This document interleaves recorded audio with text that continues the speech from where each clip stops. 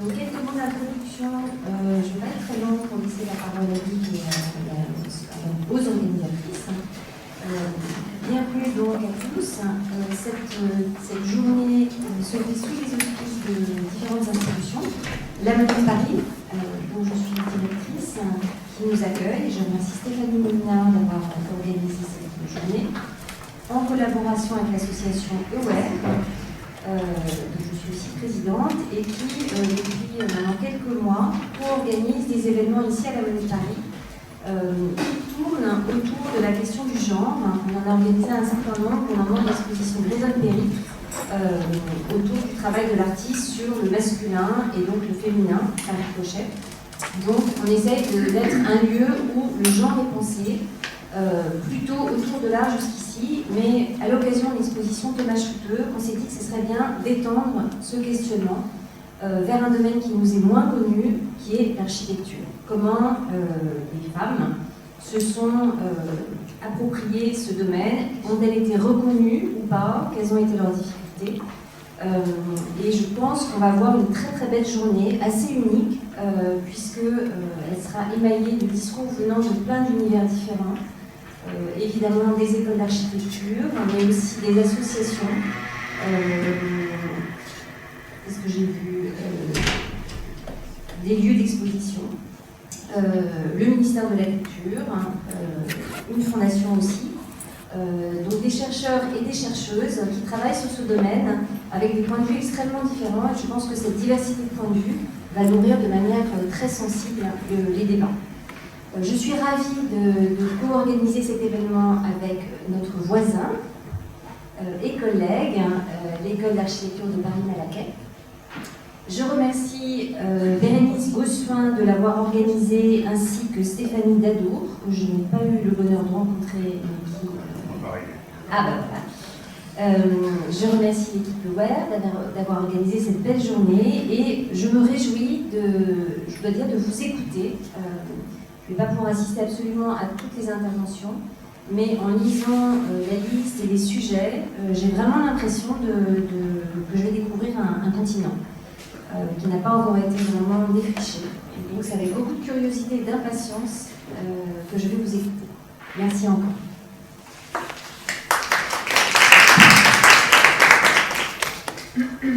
Madame la directrice, chère Camille Moïneau, merci beaucoup déjà de nous accueillir ici tous.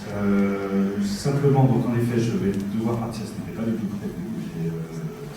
On avait calé cette journée en fonction d'une autre journée importante pour notamment les personnes qui ont organisé cette journée débat, puisque ça concerne un des laboratoires d'école qui est en l'occurrence auditionné par la CRS aujourd'hui et j'ai été convoqué pour y aller. Je ne peux pas faire autrement, je suis désolé. Mais dire simplement que je me réjouis de voir évidemment du monde pour cette question, malheureusement comme toujours plein d'hommes. Mais bon, ça va venir. Je suis un peu seul et c'est un peu dommage. Mais surtout, ce que je voulais dire plus sérieusement, c'est que nous sommes une école en effet voisine et c'est une école qui souhaite et qui s'est toujours présentée comme l'école des métiers d'architecture. Donc une école ouverte sur la profession et donc sur le monde et sur la suite.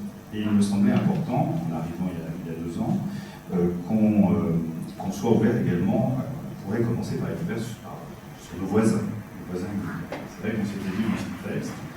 Ce que je souhaitais, c'est qu'on puisse tisser des partenariats et des contacts avec ceux qui font également la culture, mais pas uniquement la culture, l'enseignement, dans le quartier et dans ce quartier du centre de Paris. C'est comme ça qu'on s'est rencontrés. On fait partie donc d'un ensemble de choses qui sont co-organisées entre les 2 établissements. Mais celui-ci, ce qui est un peu plus particulier, c'est qu'en effet, il y a un 3e partenaire important, WER et vous l'avez dit, Camille, en tant que présidente, qui avait d'ailleurs une actualité lundi, bravo pour le remise de prix magnifique lundi au ministère, sur ces questions du genre en architecture. Donc, évidemment, c'est un point très fort et connu. Je tiens à rappeler également que pour l'école, nous étions, parce que ça me tient vraiment à cœur, nous étions la première école à mettre en place, l'année dernière, une charte égalité femmes-hommes avec les services du ministère, Agnès Salle, charte qui depuis a été reprise dans plusieurs écoles. Et donc ça grâce également à toutes les équipes qui ont participé. Et pour aujourd'hui en particulier, je tenais en effet à remercier encore Bérénice Le Soin pour son engagement, et donc en lien avec les autres chercheurs de l'école ou d'autres écoles d'architecture, parce que vous n'étiez pas seul. Il y a également, on a parlé de Stéphanie Dadour, encore arrivé, Fanny Lopez, qui va arriver également dans le même laboratoire, même si elle enseigne dans une autre école. Ça montre aussi le côté transversal aussi des chercheurs en architecture. Et puis également Anne-Marie Châtelet, par exemple. Je pense qu'il y en a d'autres. Voilà, vous n'avez pas vu, voilà, je ne serai pas beaucoup plus long, mais je voulais replacer simplement le contexte de cette question, pourquoi elle est importante pour l'école Paris-Malaquais, et comment ce partenariat simplement a été mis en place. Je vous souhaite une bonne journée, je donne la parole tout de suite à Bérénice pour qu'elle nous détaille le programme de la journée. Bonjour à toutes, bonjour à tous. Donc je suis très heureuse d'introduire cette journée. Évidemment, comme le veut l'usage, ça doit commencer par des remerciements, et c'est un usage auquel je me plie avec beaucoup de plaisir aujourd'hui et d'enthousiasme, parce que les personnes que je souhaite remercier ont contribué à l'élaboration de cette journée qui me tient vraiment beaucoup à cœur, comme un certain nombre d'entre vous l'auront compris, et ils y ont participé avec beaucoup d'énergie et de bienveillance. Alors tout d'abord, je dois remercier l'École nationale supérieure d'architecture Paris-Malaquais, où j'enseigne. Je remercie Luc Lioger, son directeur, qui vient d'introduire cette journée. Je remercie aussi particulièrement chaleureusement François Parrain, Véronique Trine-Muller, Sophie Cottard, Caroline Arquevaux et Bruno Weiss qui est en train de capter cette journée.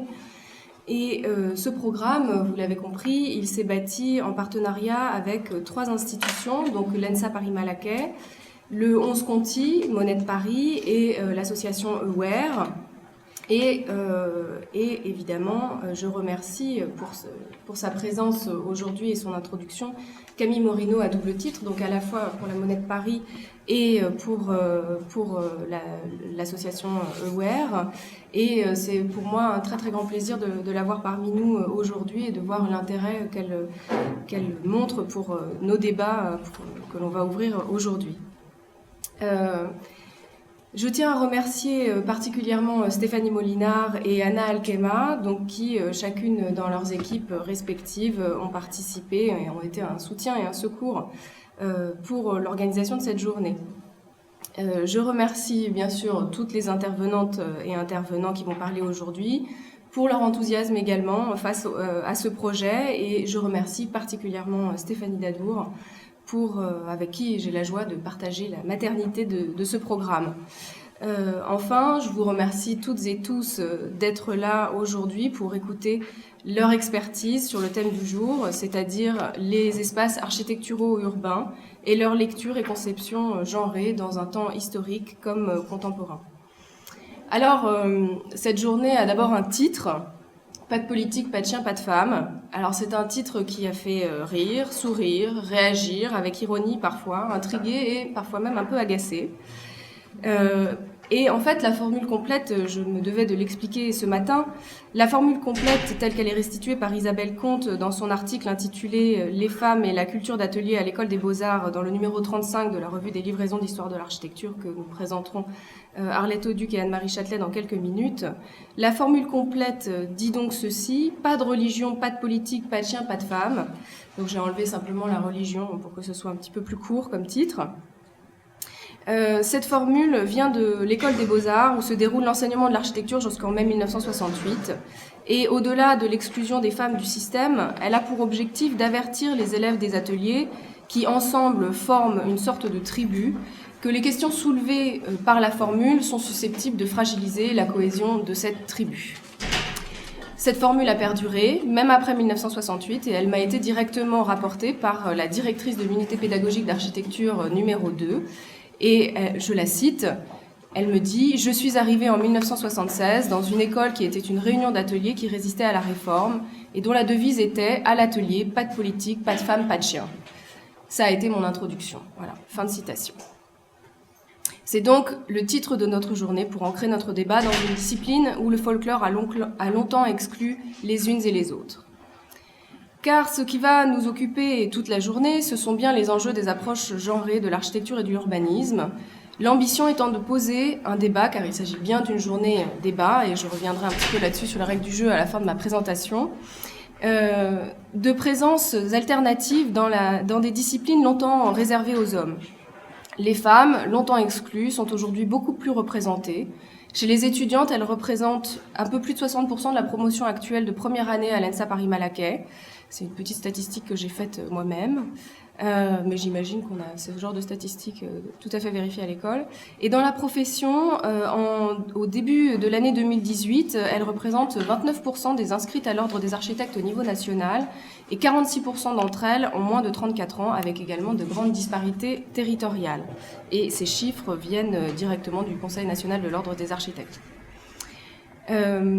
À l'échelle de l'histoire, comme dans d'autres domaines, elles ont eu accès aux études et à la pratique tardivement. Même si on constate un phénomène de rattrapage ces dernières années, comme dans d'autres domaines également d'ailleurs, les femmes ont été et sont toujours invisibilisées. L'hymne des femmes que l'on chante dans les manifestations féministes dit « Nous qui sommes sans passé les femmes, nous qui n'avons pas d'histoire ». Alors la mémoire. La cariatide de l'affiche, l'ange du bizarre, comme l'appelle Agnès Varda, l'autrice du film Les Dites Cariatides, la cariatide dont voici le récit des origines par Vitruve. Je cite. « Les habitants de Carie, qui est une ville du Péloponnèse, se joignirent autrefois avec les Perses, qui faisaient la guerre aux autres peuples de la Grèce. Les Grecs, ayant par leur victoire glorieusement mis fin à cette guerre, la déclarèrent ensuite d'un commun accord aux Cariates. Après avoir pris et ruiné leur ville et passé tous les hommes au fil de l'épée, ils emmenèrent leurs femmes en captivité, sans leur permettre de quitter les robes qui indiquaient leur qualité, ni leurs ornements accoutumés, afin que non seulement elles fussent une fois menées en triomphe, mais qu'elles eussent la honte de s'y voir en quelque façon menées ignominieusement toute leur vie, et qu'elles portassent ainsi la peine que leur ville avait méritée.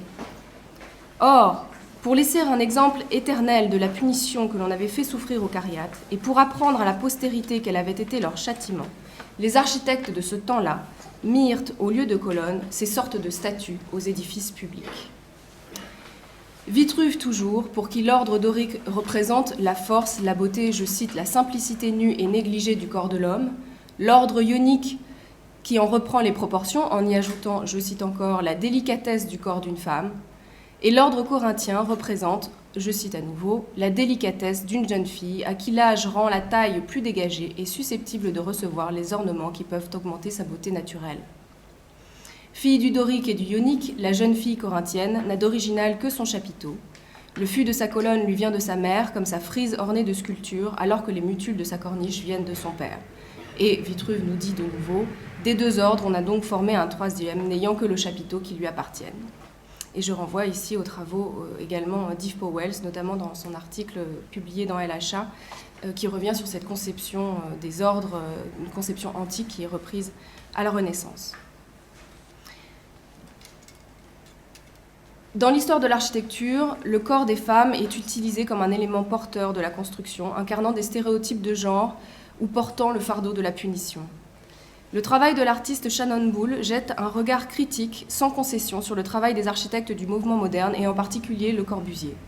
Dans ses bombshells qu'elle élabore en 2018, elle superpose les cartes postales érotiques rapportées par l'architecte des bordels de la Casbah d'Alger et le plan obus de la même ville qu'il a dessiné.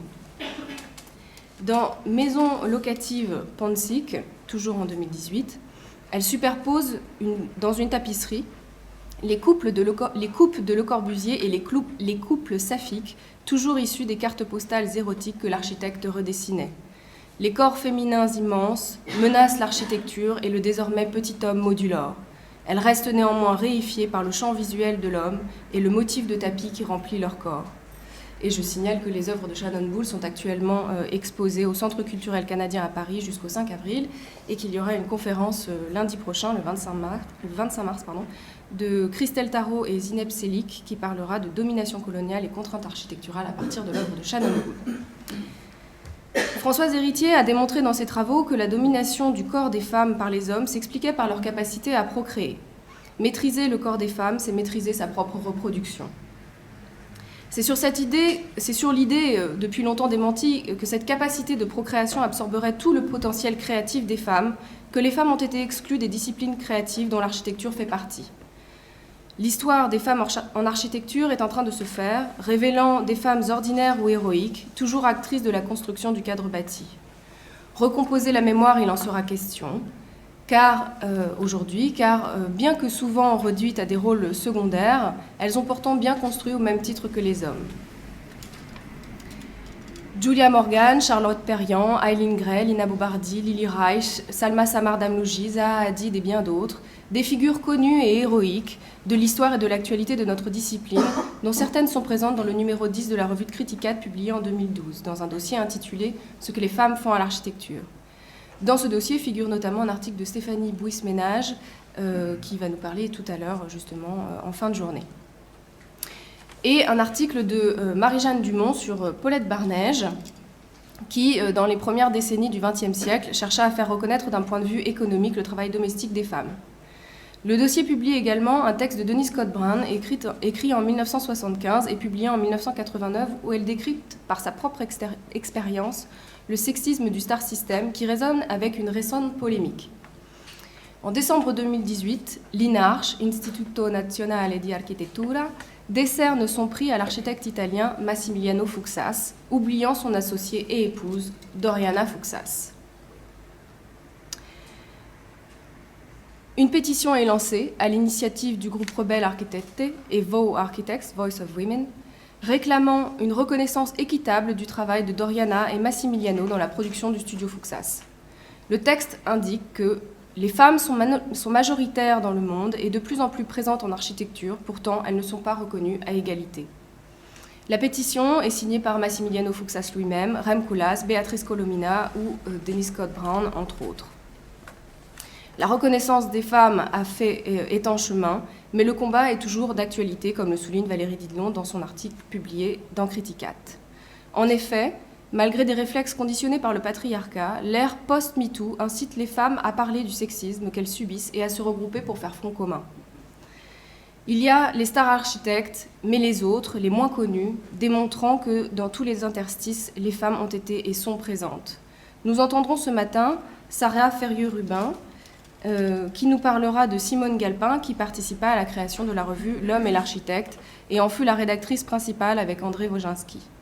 Ce travail de recherche a été effectué sous la direction de Marie-Jeanne Dumont, qui dirige en ce moment également la recherche d'Alix Blanchard sur Flora Rucha-Roncati, architecte praticienne et première femme nommée professeure à l'ETH de Zurich en 1985. La même année, c'est cette année-là, 1985, qu'a choisi Milka Bliznakov pour fonder IAWA, International Archive of Women in Architecture, avec notamment l'historienne de l'architecture Susanna Torre, qui dirige la publication de Women in American Architecture en 1977, qui est un livre issu d'une exposition de la Ligue architecturale de New York. Et comme Aware pour les femmes artistes, IAWA a pour objectif de mettre en lumière la mémoire des femmes architectes. Alors, si je souhaitais faire un état de l'art complet des travaux qui ont porté sur les femmes architectes, il me faudra beaucoup plus de temps. Et c'est pourquoi je n'ai choisi que quelques initiatives. Mais il me reste néanmoins à signaler celle récente du réseau MomoWow, réseau de recherche dont le dernier congrès s'est tenu en 2018 à l'École polytechnique de Turin, à l'initiative de Caterina Franchini et Emilia Garda. Et cet événement a regroupé les communications inédites d'environ 150 chercheuses et chercheurs dont l'ambition est, je cite, de partager et de construire un savoir sur le patrimoine matériel et immatériel créé par les femmes depuis 100 ans, dans le but de donner un nouvel élan à ces recherches et aux carrières des femmes en Europe et au-delà. Des femmes architectes donc qui sortent du canon habituel d'un métier dit d'homme. Par leur exercice professionnel, elles bousculent la profession. Mais l'espace, que font-elles à l'espace ?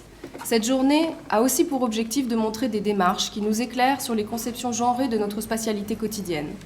Jusqu'à une période récente, peu de femmes avaient accès à l'espace public, à l'espace commun. Les stéréotypes sont ici une nouvelle fois en jeu. Aux hommes, la rue et la place publique, aux femmes, l'espace domestique. Aujourd'hui encore, lorsqu'on est une femme ou lorsqu'on sort des archétypes du masculin, et même du masculin viril, je dirais, on s'interdit ou craint de fréquenter certains lieux. Cette journée repose donc sur des ambitions multiples. D'abord, valoriser des travaux de recherche à la fois historiques sur des femmes architectes, mais aussi sur des approches sortant des démarches hétéronormées. Ces recherches mettent en jeu des outils de décatégorisation de la ville et de l'architecture pour concevoir des espaces inclusifs sortant des stéréotypes de genre. À l'ère post-MeToo, j'en parlais déjà tout à l'heure, les lignes bougent et les revendications se font entendre dans les médias traditionnels comme sur les réseaux sociaux. Quelle histoire et quelle mémoire pour ces autres architectes? Quels sont les outils à disposition des architectes et des urbanismes pour dégenrer les espaces? Quelle réponse spatiale proposent les architectes et les urbanistes à la volonté de construire un monde plus inclusif? Comment la profession peut-elle faire la place nécessaire à la pratique et à la reconnaissance de la créativité des femmes au même titre que les hommes? Les femmes, les lesbiennes, les gays, les bisexuels, les transsexuels, les queers ont été, sont ou seront victimes de discrimination. Sexisme, lesbophobie, homophobie, biphobie, transphobie, misogynie, discrimination de toutes sortes auxquelles s'ajoutent parfois le racisme et la xénophobie. Alors nous, architectes, pouvons-nous continuer à fermer les yeux sur des modalités de production de l'espace dans lequel nous vivons et où les logiques virilistes sont à l'œuvre? Pouvons-nous continuer de transmettre sans recul critique le patrimoine patriarcal? Les impératifs environnementaux nous obligent à penser autrement l'architecture et la ville. Autrement pourrait être aussi plus inclusif pour celles et ceux qui n'ont pas accès à tous les espaces égalitairement. Cette journée propose donc, je l'ai déjà dit, de valoriser des recherches, des publications, des collectifs, des enseignements, ayant en commun la déconstruction des stéréotypes de genre pour nous interroger sur la nécessité de former les architectes de demain à la conception d'espaces inclusifs. Alors la journée se présente en 4 séquences. La première intitulée « Histoire de femmes architectes » met la mémoire des femmes au centre de l'histoire, répondant au premier couplet de l'hymne des femmes que je citais tout à l'heure. La deuxième séquence s'inscrit dans le présent avec une échelle plus large, celle de la ville et de ses approches genrées, à la fois pour lire la ville existante et pour penser la ville de demain. La troisième séquence revient à une échelle architecturale et propose des interventions qui décatégorisent, grâce notamment à la pensée féministe appliquée à l'architecture.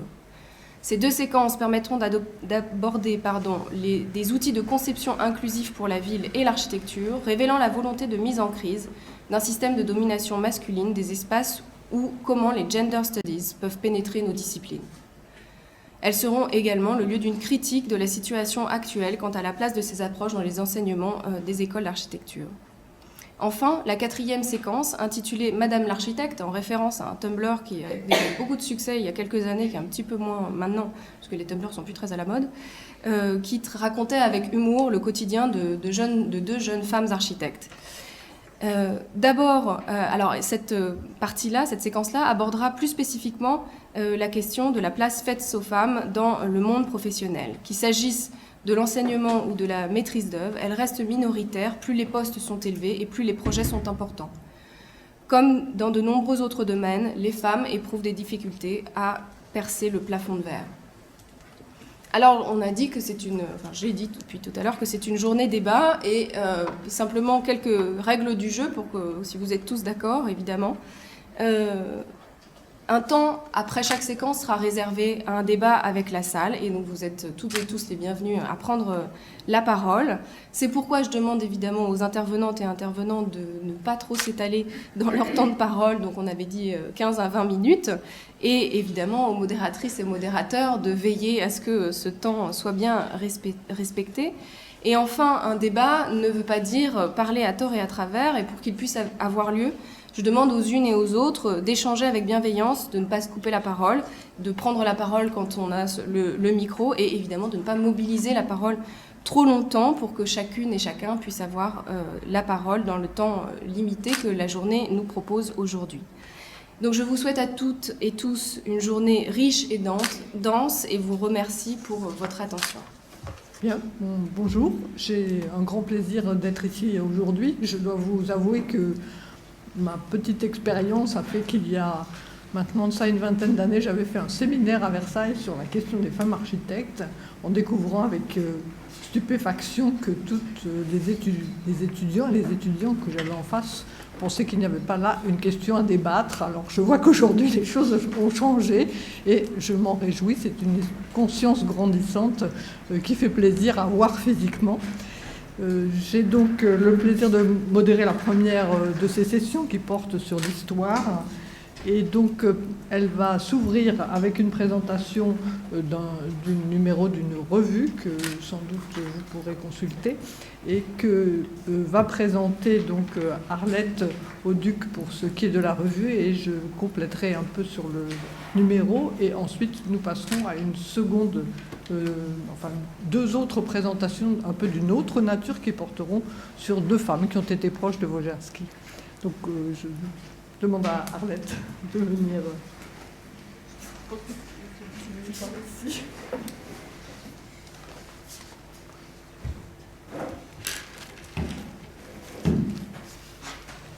Bien, bonjour.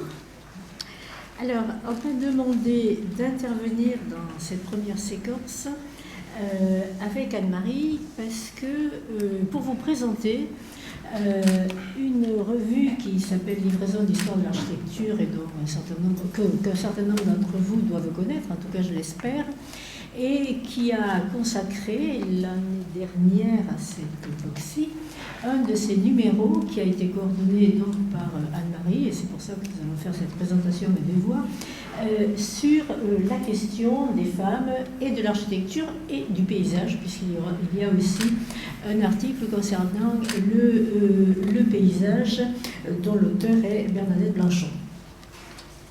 En fait,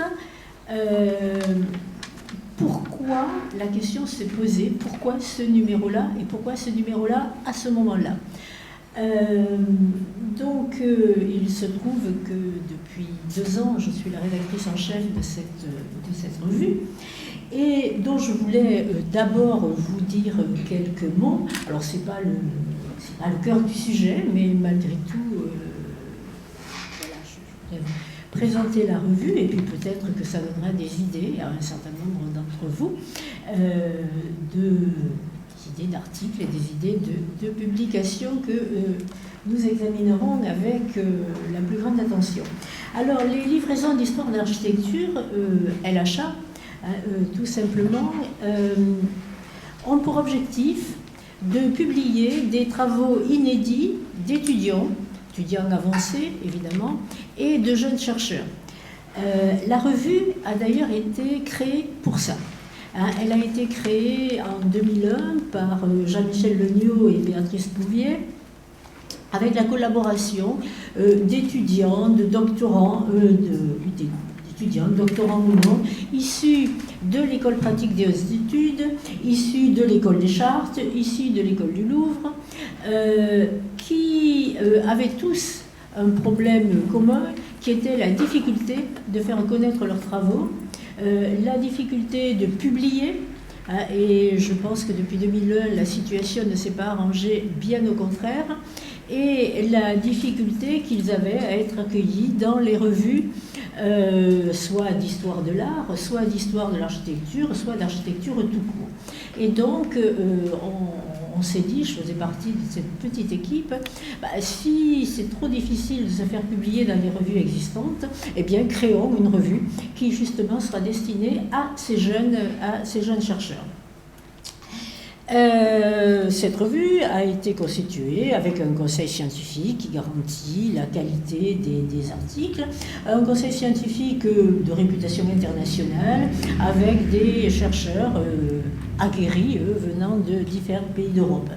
La revue est bisannuelle, donc 2 numéros par an, un numéro au mois de juin, un numéro au mois de décembre. Elle publie pour l'essentiel des numéros thématiques dans lesquels sont insérés, le cas échéant, quelques études en varia, et il y a même quelquefois des numéros de varia. Le prochain numéro de décembre 2018, non 19, de décembre 2019 sera un numéro de varia dont je vous dirai quelques mots tout à l'heure. On y trouve aussi des actualités sur la recherche en histoire de l'architecture, des comptes rendus bibliographiques et bien sûr la biographie des auteurs. Ces auteurs sont des jeunes chercheurs ou des professionnels de l'architecture ou du patrimoine, parce que qui dit histoire de l'architecture dit aussi patrimoine. Et ils traitent de thèmes et de périodes variés, le plus large possible, les plus larges possibles du Moyen-Âge à l'époque contemporaine, et on en reparlera pour le numéro sur les femmes, je pense, de l'Europe à l'Asie. Et la revue s'attache donc à couvrir la diversité des champs d'études de l'histoire de l'architecture. Longtemps consultable sur le site de l'École nationale des chartes, lorsque Jean-Michel Lemieux était professeur ou directeur même de l'École des chartes, on pouvait avoir cette revue mise en ligne sur le site de l'École des chartes. Les LHA est aujourd'hui accueillie par Istara, dans le laboratoire de recherche de l'EPHE, et est en voie de constitution un carnet de recherche en ligne dont nous espérons que Bérénice, lorsqu'elle aura terminé avec cette journée d'études, que Bérénice, que nous avons eu le plaisir, la joie et l'honneur d'accueillir dans notre comité de lecture et qui pourra, j'espère, avec d'autres bien sûr, nous monter ce carnet de recherche qui sera en ligne. Alors, je vous ai mis, c'est pas à tout prix pour vouloir vendre ma petite soupe, mais vous avez sur la table un certain nombre de revues, et avec notamment, parce que ça peut être aussi intéressant pour vous, la liste des derniers numéros. Alors, je vous donne en vrac, l'ornement en architecture, le dessin d'architecture, œuvre, outils des architectes, un point d'interrogation, la source photographique dans la pratique de l'historien de l'architecture, les représentations de l'architecture, une histoire des patrimoines, un numéro sur le bois, le numéro dans Femmes, architecture et paysage, et le prochain numéro qui va paraître au mois de juin, qui là est terminé, qui portera sur la question des concours en architecture. Je reviendrai peut-être en 2 mots tout à l'heure, qui s'appellera l'architecture mise en examen. Alors pourquoi un numéro sur l'histoire de l'architecture, sur l'histoire des femmes dans l'architecture? En fait, donc depuis 2 ans, la revue est animée par une équipe élargie, où justement la présence des femmes est plus large, une nouvelle rédactrice en chef, et c'est pas un hasard, pour donner un nouveau souffle à cette revue qui va fêter bientôt ses 20 ans. 20 ans, c'est le moment de faire un premier bilan et peut-être de se lancer, d'élargir et de se lancer dans une aventure dynamique. Le but que le comité LHA m'a confié quand il m'a nommé à la tête de cette revue, c'était de garder la rigueur, la haute qualité scientifique aujourd'hui largement reconnue de ces articles, mais aussi, et c'était ma volonté, d'aborder peut-être des thèmes plus pointus, plus novateurs, moins académiques que la traditionnelle, on va dire, histoire de l'art, qui a son intérêt, j'en viens, et donc je ne la critique pas, mais surtout d'élargir les préoccupations et les champs de recherche. Je vous donne quelques exemples. Nous ne sommes qu'au début de ce mouvement. Par exemple, dans le prochain numéro, en Varia, dans le prochain numéro qui porte sur l'architecture mise en examen, un article en Varia de Clara Roca sur le design et notamment sur Roche-Beaubois. Le design n'est pas encore un objet d'étude suffisamment développé et on a un certain nombre de thèses qui commencent à apparaître sur cette question-là. Donc voilà un thème qui est encore à approfondir. Le numéro 33 a porté sur les nouveaux patrimoines, la question patrimoniale. Je sais que quand je parle à des architectes, quelquefois il y a des haussements de sourcils, mais la question patrimoniale nécessite elle aussi d'être remise en question, d'être réétudiée et d'être remise en perspective dans une histoire longue. Et cette question des nouveaux patrimoines et des conséquences sociétales qu'elle peut avoir me paraît être une question riche, en tout cas en perspective. On travaille aussi sur l'histoire des matériaux et de leur mise en œuvre, avec un numéro sur le bois qui a été passionnant à monter. L'autre préoccupation qui est la mienne, c'est de s'ouvrir davantage à la recherche internationale. Le prochain numéro, donc, qui va paraître le 14 juin, enfin en tout cas c'est comme ça que c'est prévu, le 14 juin sur l'architecture mise en examen est un numéro dont moi personnellement je suis particulièrement fière parce que c'est un numéro totalement international. Totalement international sur les concours, dans les études d'architecte comme dans la maîtrise d'ouvrage, avec un article sur l'Iran, un autre sur l'URSS, un autre sur l'Italie, un autre sur l'Espagne.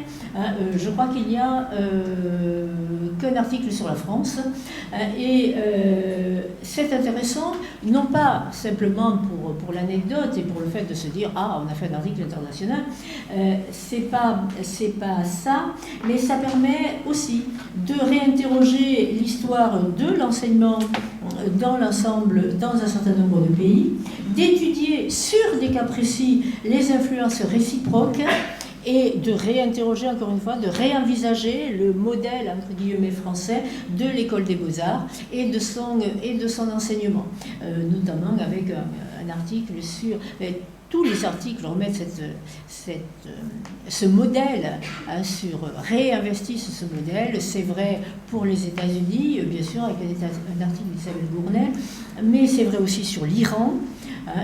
Moi, j'avoue que j'ai appris plein de choses, j'ai tout appris d'ailleurs sur l'Iran, sur l'enseignement de l'architecture en Iran, en lisant l'article de Shahram Abadi. Il y a, et surtout, enfin, pas surtout, mais aussi un formidable article sur l'Union soviétique, et c'est vrai qu'il y a eu beaucoup de publications sur, on va dire, la première période, hein, celle de la Révolution, avec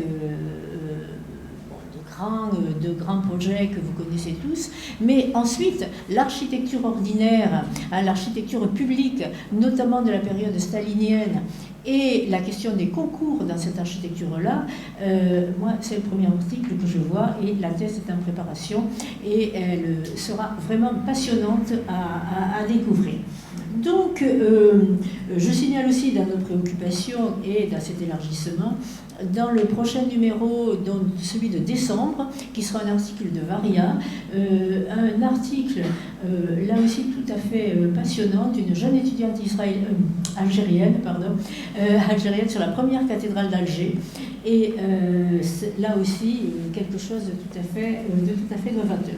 Si bien que, à l'usage, depuis 2 ans, on a fini par se rendre compte, et j'ai fini par me rendre compte, que, parce que ça faisait aussi partie de mes préoccupations, bien sûr, que la question des femmes dans l'architecture et dans la recherche méritait effectivement un numéro spécial, qu'il y avait là un champ de recherche qui commençait à s'ouvrir, hein, on ne va pas réinventer le monde, mais qui commençait à s'ouvrir, avec des études et des thèses qui étaient en préparation, avec une recherche qui était très active, qu'il suffisait juste de lui donner les moyens de mieux se faire connaître, que c'était l'objectif de la revue, et donc qu'il fallait y aller, que ces études-là dépoussiéraient souvent les études traditionnelles de l'histoire de l'art ou de l'histoire de l'architecture, et les abordaient d'un point de vue nouveau.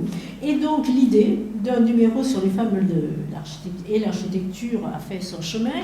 Cette idée, je dois le dire, s'est enrichie aussi d'un projet de recherche que nous menons au comité d'histoire du ministère de la Culture en lien avec Anne-Marie sur, mais pas seulement, sur l'histoire de l'enseignement de l'architecture au XXe siècle, dont elle vous dira peut-être 2 mots, je ne sais pas, où les femmes, dans cette histoire de l'enseignement de l'architecture au XXe siècle, apparaissent d'abord, et Bérénice l'a dit dans son introduction, en creux. C'est-à-dire elles apparaissent par leur absence, on va dire paradoxalement.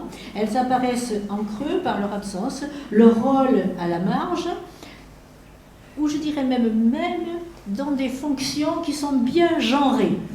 Hein, comme modèle, comme faire valoir, comme voilà, des fonctions genrées qui n'existaient pas d'ailleurs que dans l'architecture, hein, qui sont des fonctions traditionnelles des femmes. Et puis, qui deviennent de plus en plus visibles. de plus en plus visible, non seulement dans l'enseignement, non seulement comme étudiante, mais aussi petit à petit comme architecte, tout simplement. Et y compris dans les programmes de recherche. Et c'est cette émergence-là que nous avons voulu montrer en remontant dans l'histoire, avec ses prémices, parce que je crois que ce qui a été dit en introduction, moi, me parlait beaucoup, c'est que effectivement, dans l'architecture comme ailleurs, on a le sentiment que les femmes n'ont pas d'histoire.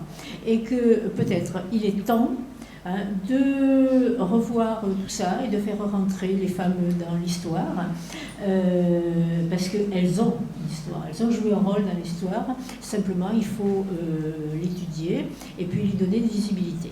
Et donc, quand la question s'est posée, et j'arrêterai là, de ce numéro d'histoire de LHA sur les femmes et l'architecture, chaque numéro, sous l'autorité de la rédactrice en chef, est coordonné par un chercheur spécifique, et donc qui était mieux placée qu'Anne-Marie Châtelet pour coordonner ce numéro, elle qui, effectivement, nous l'a dit tout à l'heure, a commencé depuis déjà pas mal de temps à travailler sur ces questions-là,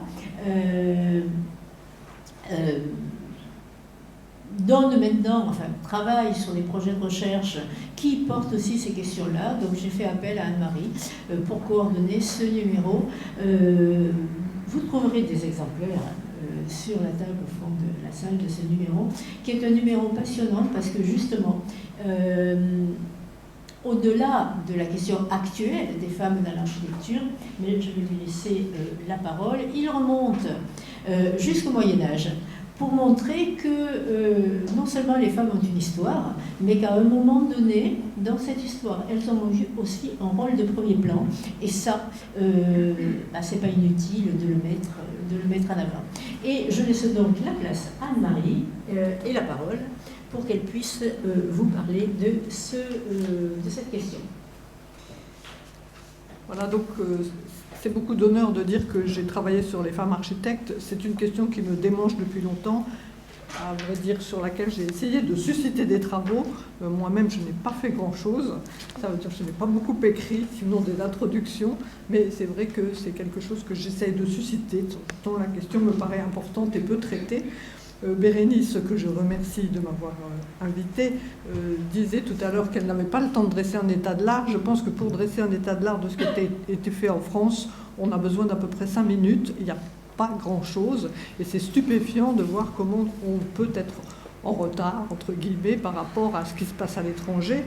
Si je prends un des premiers travaux qui est régulièrement mentionné comme étant fondateur dans cette histoire, qu'a d'ailleurs évoqué tout à l'heure Bérénice, c'est l'ouvrage de Susanna Thor qui a accompagné une exposition qui date de 1977. En France, vous pouvez chercher, les premiers travaux sont extrêmement rares, encore aujourd'hui on a du mal à faire un bilan. Et avant de présenter ce numéro, je voulais simplement évoquer quelques initiatives. Comme je vous le dis, je ne suis pas auteur de travaux fondamentaux sur cette question, loin de là. Mais c'est vrai que j'ai participé à faire éclore un certain nombre de travaux. La première chose que j'avais un peu écrite, c'était à l'occasion de l'histoire de l'architecte. En 1998, Louis Calbat publiait un ouvrage qui était un ouvrage qui a devenu un peu un ouvrage de référence sur l'histoire de l'architecte. Donc c'était des origines à nos jours dans le monde entier. J'avais pour ma part été chargée de traiter de l'architecte dans l'Europe libérale. Et à ce propos-là, l'architecte dans l'Europe libérale, au XXe siècle. Et dans ce numéro-là, donc, j'avais consacré un petit paragraphe aux femmes architectes qui me semblait véritablement être un des points marquants du développement de l'architecture au XXe siècle. S'il y a quelque chose qui a bouleversé l'architecture, c'est l'entrée des femmes dans l'architecture qui était peu présente avant, même si elle n'était pas complètement absente.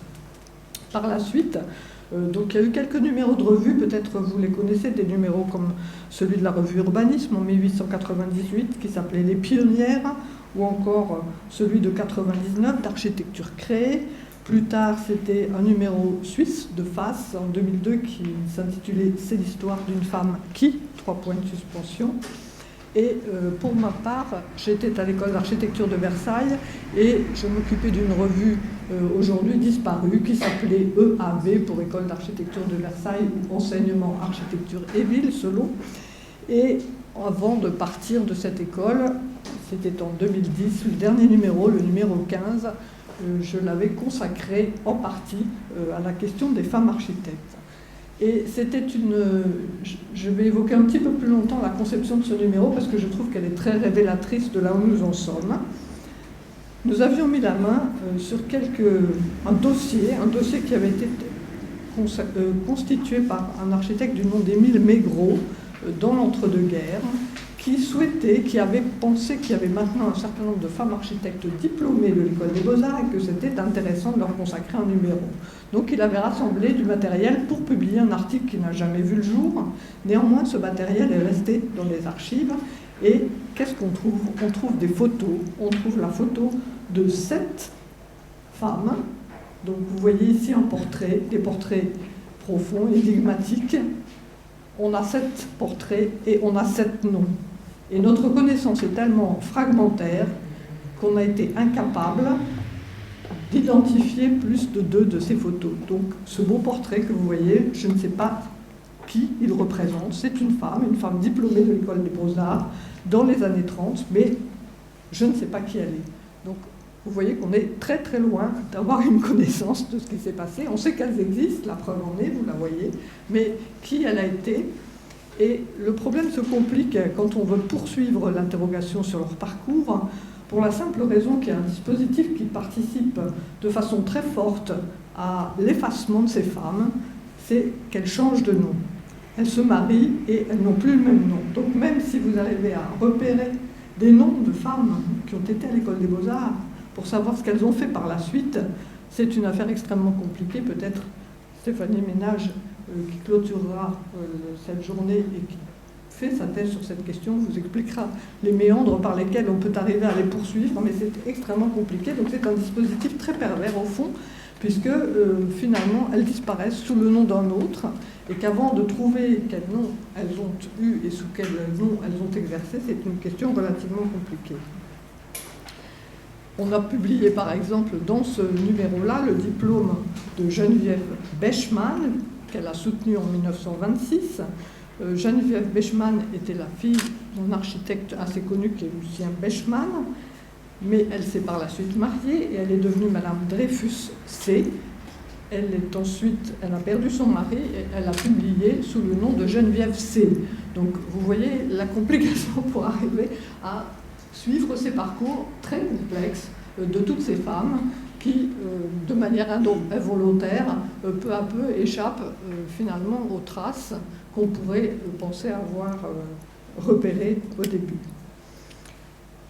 Dans ce même numéro, donc, qui est le numéro 15, qui est paru en 2010, vous trouverez aussi un article de Meredith Clausen. Meredith Clausen est une historienne américaine, et ce n'est pas un hasard, ce n'est pas une historienne française, c'est une historienne américaine qui a fait un article sur l'école des beaux-arts. Elle entendait travailler sur les femmes à l'école des beaux-arts et elle avait repéré de premiers travaux une thèse commencée par Aude Bussier sous la direction de Daniel Wollmann, qui n'a jamais vu le jour. Je ne sais pas ce qu'est devenu Aude Bussier, mais la thèse n'a pas terminé. Un DEA de Lydie Mouchel qui avait été commencé sous ma direction à l'école d'architecture de Versailles, mais Lydie a abandonné entre-temps. Donc, vous voyez, même les travaux qui sont commencés, la difficulté de repérer la présence de ces femmes est telle qu'on a du mal à en parler. Donc, il faut s'armer beaucoup d'énergie pour arriver à reconstituer cette histoire. Et je trouve que voilà, certaines difficultés qu'on a eues pour ce numéro l'illustrent bien. On peut passer à la suivante. Quelques années plus tard, vous connaissez peut-être cette publication, qui est une publication qui date de 2013, qui est due aux éditions des femmes, qui s'appelle le Dictionnaire universel des créatrices. nous avions été sollicités, quelques-unes d'entre nous, pour prendre la direction du secteur architecture, et finalement j'ai conduit la réalisation de ce secteur, qui a donné lieu à 191 portraits de femmes de 34 pays, avec un réseau de correspondantes que j'avais établi dans différents pays pour avoir des notices qui soient propres à chacun de ces pays. Donc ces notices, elles sont évidemment disséminées par l'ordre alphabétique qui est ce dictionnaire des créatrices, mais vous trouvez donc une grande présence de ces architectes où on voit que finalement ils sont déjà quand même, selon les pays, présentes de façon plus ou moins intense, mais très présentes dans l'ensemble de l'exercice d'architecture, et même de longue date, puisque on peut remonter au moins au XVIIe siècle avec le portrait de Plautilia Bricci, qui est une architecte qui, avec son frère, a construit une villa à Rome et dont on connaît quelques éléments biographiques. On peut passer à la suivante. Voilà, c'est ce qui m'amène donc à ce numéro que vous pourrez donc consulter, ce numéro que nous avons constitué avec Arlette des livraisons d'histoire de l'architecture. C'est une approche qui va peut-être vous apparaître relativement composite. C'est une approche où, vous voyez, on a essayé de balayer l'histoire, c'est-à-dire qu'on commence donc, comme l'évoquait Bérénice tout à l'heure, avec la période de la Renaissance et la question de l'ordre des femmes à la Renaissance, avec cette idée de la signification qu'ont eu les différents ordres au regard du genre, et on va jusqu'à des périodes beaucoup plus contemporaines qui sont le XXe siècle. Mais on n'a pas à travers ça un fil conducteur, c'est-à-dire une démarche scientifique qui soit très construite, tout simplement parce qu'on n'a pas grand-chose à se mettre sous la dent, donc on essaye de rassembler. Donc l'idée, c'était de parler des femmes sous toutes les formes possibles, du moment qu'on pouvait parler des femmes et de l'architecture, sans avoir pour objectif de suivre véritablement une histoire construite, ce qui aujourd'hui n'est pas possible et qui, j'espère, pourra l'être dans quelques décennies. Mais pour l'instant, c'était impossible à envisager sous cet angle-là. Donc j'ai privilégié un panel qui aborde la question de la femme sous différents angles et principalement sous deux biais. L'un concerne le regard sur l'architecture et sur l'espace, et la présence des femmes vis-à-vis de l'architecture et de l'espace, et l'autre, d'une manière plus attendue, concerne les femmes elles-mêmes dans leur vie professionnelle, c'est-à-dire les femmes en tant qu'architectes. Donc ce n'est pas tout à fait comme ça qu'est organisé le sommaire. Le sommaire est organisé tout simplement par ordre chronologique. Donc je prends un chemin de traverse pour vous décrire cette démarche. Donc du point de vue de l'architecture, l'essentiel c'est cet article de Powell sur l'ordre ionique. Du point de vue de l'espace, il y a deux articles que je trouve très intéressants à rapprocher parce qu'ils touchent des périodes qui ne sont pas du tout les mêmes et des espaces qui ne sont pas du tout les mêmes, mais qui disent exactement la même chose sur les femmes. L'un, c'est celui de Cécile Létienne, qui est doctorante et aujourd'hui docteur à l'Université de Paris-Sorbonne et qui a signé un article sur le rôle des femmes dans l'évolution de la salle à manger du XVIIe au XIXe siècle. L'autre, c'est un article d'Isabelle Comte, qui est doctorante, qui a signé un article sur la présence des femmes dans les manifestations de l'école des beaux-arts du XIXe au XXe siècle. Et on voit que les femmes dans ces espaces, autrement dit dans la salle à manger au XVIIe siècle ou dans l'école des beaux-arts au XXe siècle, elles sont là. Mais ce ne sont ni les épouses ni les élèves qui sont dans ces espaces, c'est des femmes qui sont des femmes sollicitées par des hommes, des femmes, des libertines qui sont là pour le plaisir des hommes, tandis que la maîtresse de maison ou l'élève architecte est expulsée de ces lieux ou n'est pas présente ou n'existe pas. Donc c'est assez intéressant de voir comment finalement, à des écarts, des siècles de distance, on retrouve cette même présence féminine, mais pas du tout sous la forme que l'on attendrait. C'est ce que reprend sous un autre angle un article qui est assez intéressant aussi, qui est une confrontation assez téméraire de cuisine qui a été conçue par deux journalistes, une femme et un homme. La femme, c'est Paulette Bernège, qu'évoquait tout à l'heure Bérénice dans son introduction, et l'homme, c'est Hugh Hefner, le créateur de la revue Playboy. Hugh Hefner a conçu des cuisines faites pour séduire les femmes. Paulette Bernège a conçu des cuisines qui étaient faites pour rationaliser le travail de la femme, et donc elle confronte ces deux approches. Ça donne un article qui est tout à fait stimulant. L'autre volet donc, de ces articles, ce sont des articles qui sont consacrés à la biographie, ou plus exactement au parcours professionnel de ces femmes. Donc on retrouve ce que je citais, un article de Thierry Verdier sur la carrière de Plotilia Bricci dans la Rome du XVIIe siècle, et de manière beaucoup plus contemporaine, un article de Bernadette Blanchon sur 3 femmes paysagistes pionnières en France. C'est un aspect tout à fait intéressant et pour l'instant peu montré, et je pense qu'il serait intéressant d'engager des travaux dans ce sens-là. On trouve beaucoup les femmes du côté du paysage, du côté de l'urbain, du côté du projet urbain, beaucoup plus que du côté du projet architectural. Et je pense que là, il y a un caractère de leur investissement qui est tout à fait intéressant. Et enfin, il y a une série d'articles qui portent plutôt sur des portraits de groupe. Et là, on traverse encore l'histoire avec un article de Julie Perron qui est consacré aux religieuses au temps moderne.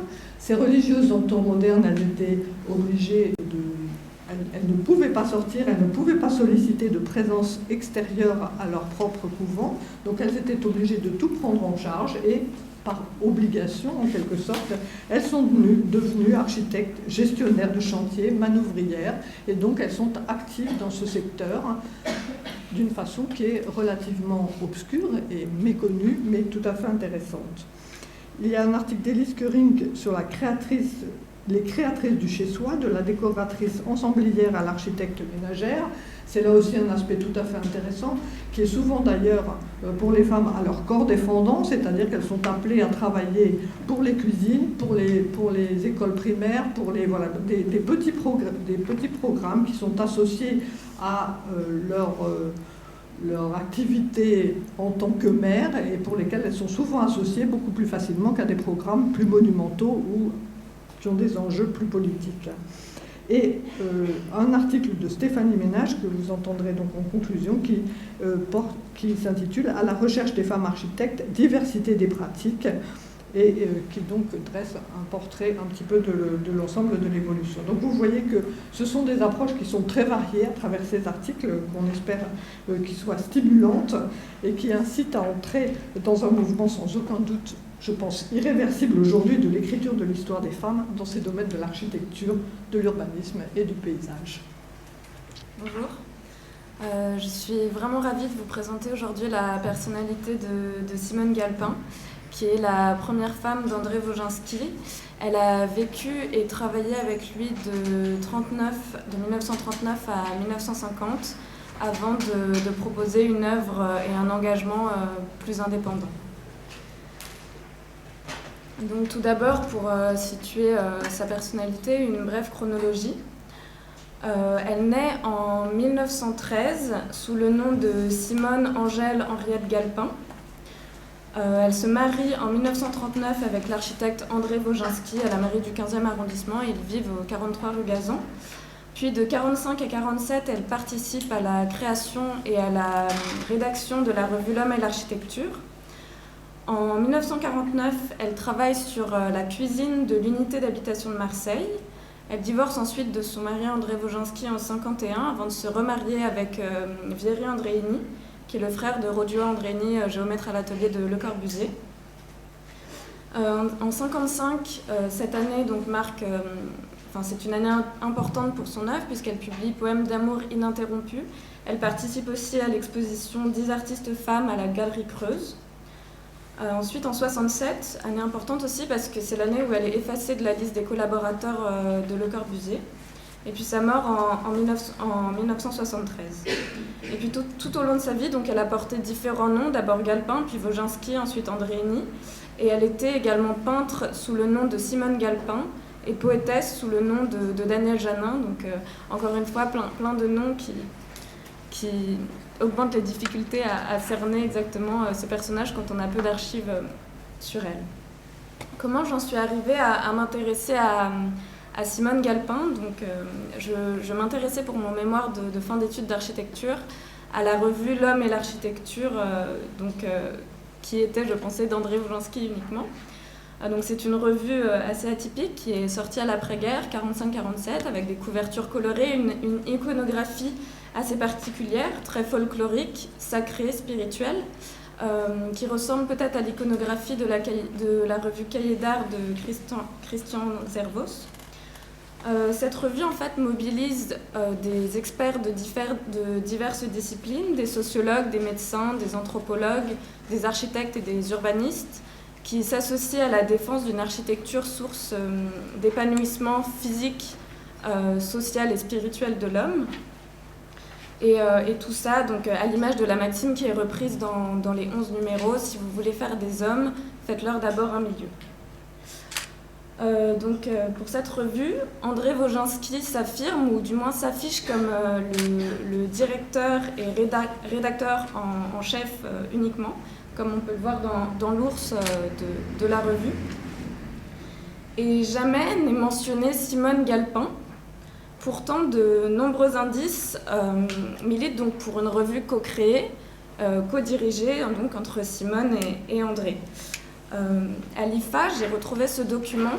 Donc, c'est un scan qui s'apparente au seul brouillon donc, qui a été rédigé en amont de la revue. Il présente des réflexions, des idées, des références de ce que sera la revue L'Homme et l'Architecture. Et il est intitulé « Apport de Monsieur et Madame André Wozinski au projet de revue L'Homme et l'Architecture ». Un autre indice qui milite pour une co-création de la revue. Donc, en 1947, l'économie de la revue va mal. Et à ce moment-là, André Wozinski écrit à Auguste Mion, qui est un entrepreneur, pour lui demander un apport de capital. Et il se ravise quelques jours après en lui disant « Après vous avoir écrit ma lettre du 9 septembre, j'ai eu l'occasion d'en parler avec ma femme, qui est, vous le savez, plus qu'une collaboratrice pour moi, puisque c'est elle en grande partie qui prépare les numéros de notre revue. » Pourtant, elle n'est jamais citée. Autre chose, concernant l'iconographie, donc là on a le dernier numéro de L'Homme et l'Architecture, on voit sa couverture et puis la photo d'une page aussi à l'intérieur. Et on voit un masque d'âne de Côte d'Ivoire, et ce masque en fait est tiré d'un ouvrage qui s'appelle Les Arches sauvages Afrique de Portier et Poncetton. Et en fait cet ouvrage a été retrouvé dans le fonds Daniel Janin qui n'avait jamais été consulté.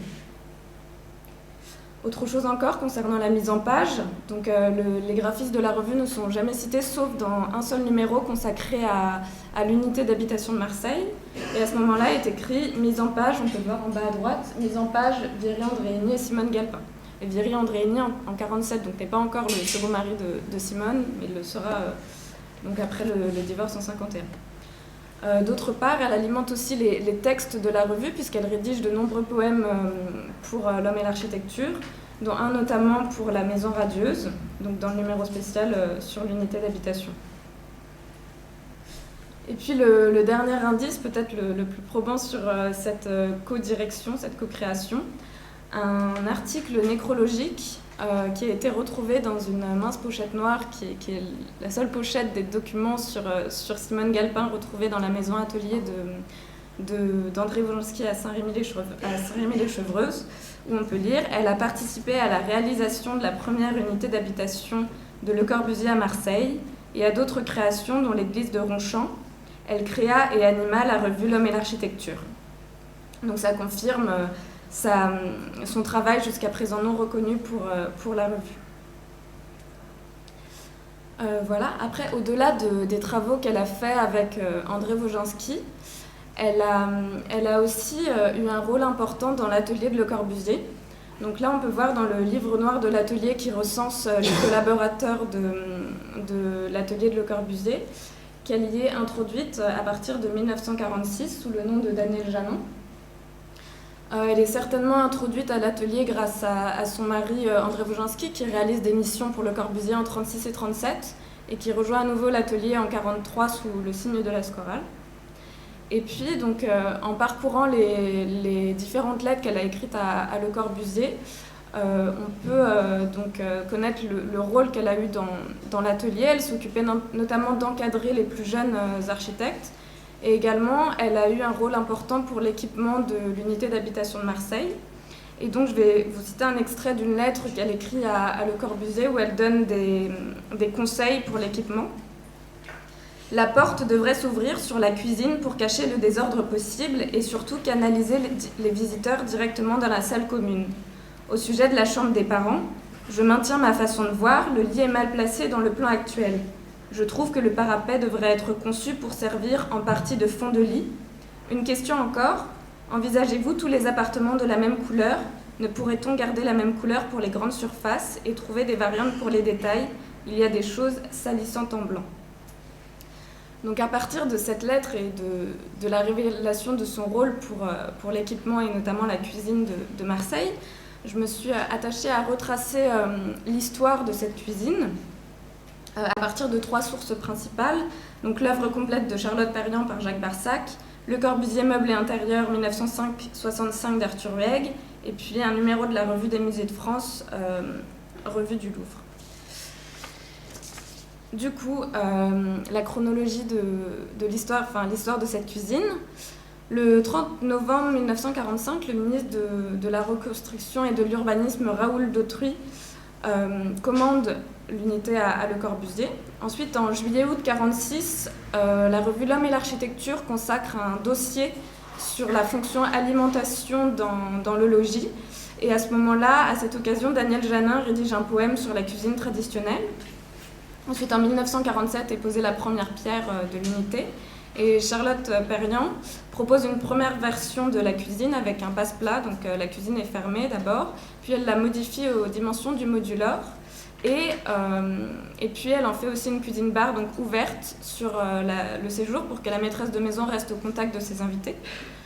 En 1949, le ministère de la Reconstruction demande une maquette échelle 1 à Le Corbusier et Charlotte Perriand réalise un prototype à l'atelier. Donc on peut le voir à gauche. La cuisine bar a de grands placards avec des portes coulissantes. Les angles du bar sont arrondis et le matériau du plan de travail, c'est de l'acier inoxydable. Dans le même temps, Simone Galpin en fait, reprend la cuisine de Charlotte Perriand et la modifie totalement pour en proposer un modèle bien plus économique qu'on peut voir à droite. Donc là, c'est dans l'appartement témoin de l'unité. Donc en juillet 1949, où on peut voir la version de Simone Galpin avec donc les angles du bar ne sont plus arrondis mais bien anguleux. Les grands tiroirs avec des portes coulissantes deviennent des plus petits tiroirs avec des portes pivotantes. Et l'acier inoxydable est remplacé par de l'aluminium. Aussi, d'après l'ouvrage d'Arthur Hueg, on apprend que la polychromie est différente entre les deux modèles. Voilà, et donc à ce moment-là, en 1949, Charlotte Perriand demande à l'entreprise CEPAC de réaliser 327 exemplaires de cette cuisine, avec une aide financière d'Eugène Claudius Petit, mais le devis reste tout de même trop important. Et André Wojanski, qui est l'architecte d'opération de l'unité de Marseille, choisit finalement le modèle de sa femme pour en faire réaliser les plans par l'ADBAT. Et puis un dernier prototype est proposé au 18e Salon des Arts Ménagers du Grand Palais, en avril 50. Ensuite, je vous ai mis cette comparaison de photographies parce que celle de gauche est assez célèbre. Donc, c'est dans l'appartement témoin où on voit Picasso, Le Corbusier de dos, et puis donc la cuisine. Et en fait, la photo de droite a été retrouvée dans le fond de Daniel Janin. C'est la même situation, et puis elle est simplement au milieu. Et puis là, on peut encore la voir donc en arrière-plan, toujours dans cet appartement témoin, avec son haut noir et son collier blanc.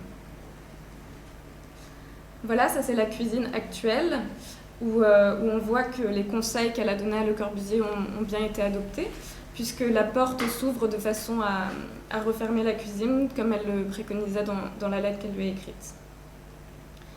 Et puis, au-delà de ses travaux, de son rôle, du rôle qu'elle a tenu dans l'atelier, j'ai aussi découvert une très belle relation qui existait entre Le Corbusier et Simone Galpin.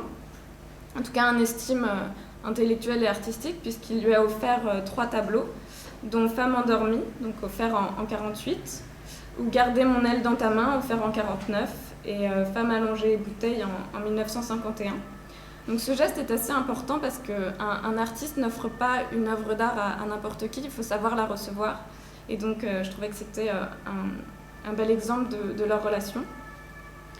Autre chose, il lui a dédicacé des ouvrages. En 1961, l'atelier de la recherche patiente, où il lui écrit pour Daniel Janin, qui aida à démarrer l'unité de Marseille et qui apporta tout son cœur à l'atelier Corbu 35 Sèvres pendant des années avec mon amitié Le Corbusier.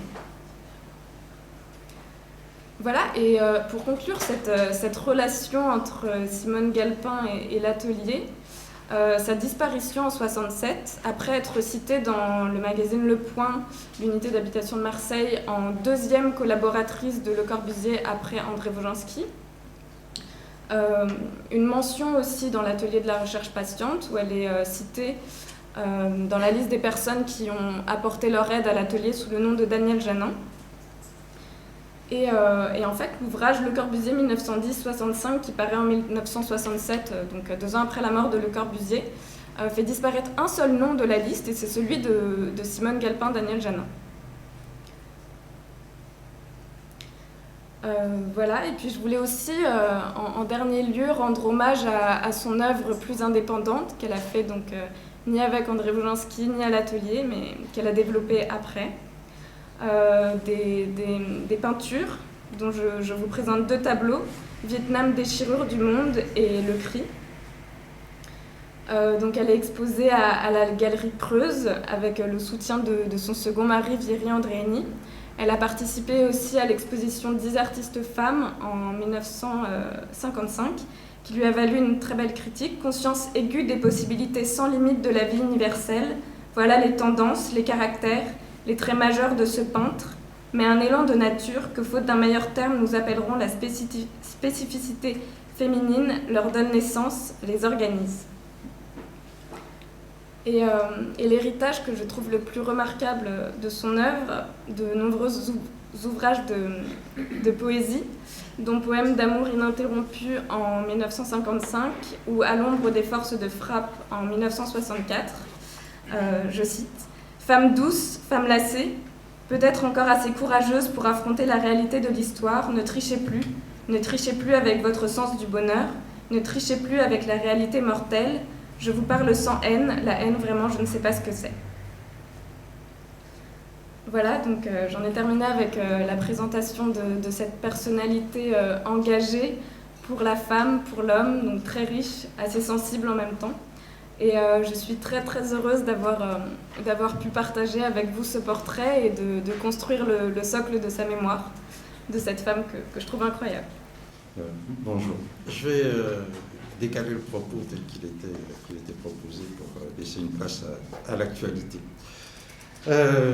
Bérénice disait en introduction de la journée qu'elle avait enlevé un mot à la citation d'origine. Il y avait donc une citation qui n'était pas de religion, pas de politique, pas de chien, pas de femme. Je vais me permettre d'en rajouter un qui n'est pas d'intangibilité. Vous savez que la loi française impose l'intangibilité de l'œuvre d'art, c'est-à-dire que personne, quand quelqu'un qui a acheté une œuvre d'art, ne peut modifier, ne peut abandonner cette œuvre d'art à son triste destin. Ça, c'est la loi. Depuis le XIXe siècle, la sculpture, notamment, est rentrée dans le domaine public, dans l'espace public. Ce qui veut dire qu'elle est aujourd'hui confrontée à des propriétaires, à des gens qui sont chargés de l'entretien des villes ou à des aménagements urbains. Donc, les œuvres d'art qui étaient initialement destinées essentiellement à des collectionneurs privés, qui les chérissaient plus ou moins, mais enfin qui avaient une relation directe avec eux, ces œuvres d'art se retrouvent aujourd'hui dans des systèmes de propriété beaucoup plus larges. Et donc la notion d'intangibilité, elle est soumise à différentes appréciations, différentes bonnes volontés ou différentes façons d'aborder la question. Et je voulais, s'agissant d'un public donc, qui est forcément intéressé à l'art, qui est même créateur, je voulais vous lancer une sorte de double alerte ce matin, en vous disant 2 choses fondamentales pour les œuvres que vous pouvez être amenés à créer dans l'espace public. C'est aller les voir régulièrement, et dès qu'elles ont le moindre absence d'entretien ou qu'elles ont la moindre atteinte, signalez-le par écrit. Nous sommes dans un système de droit, le droit français, où ce qui emporte l'adhésion d'un juge, c'est la pièce écrite. Et si vous ne passez pas régulièrement voir vos œuvres, le jour où vous contesterez leur absence d'entretien, par exemple, la première chose qu'on va vous opposer, c'est vous n'en êtes pas occupé. Vous vous réveillez brutalement alors que nous l'avions laissé comme ça à l'abandon depuis 10 ans, 15 ans, 20 ans. Et pourquoi vous manifestez comme ça brutalement? La deuxième chose, c'est de documenter très précisément l'œuvre qui est mise dans le domaine public. C'est-à-dire de lui laisser ce qu'on appellerait aujourd'hui une traçabilité. Qui l'a réalisé, précisément avec quels matériaux, dans quelles circonstances, comment, etc. Parce que nous apercevons, quand nous sommes confrontés à une restauration d'œuvres d'art, que nous savons finalement très peu de choses sur sa conception. Je vais vous passer une série d'illustrations concrètes de mon propos.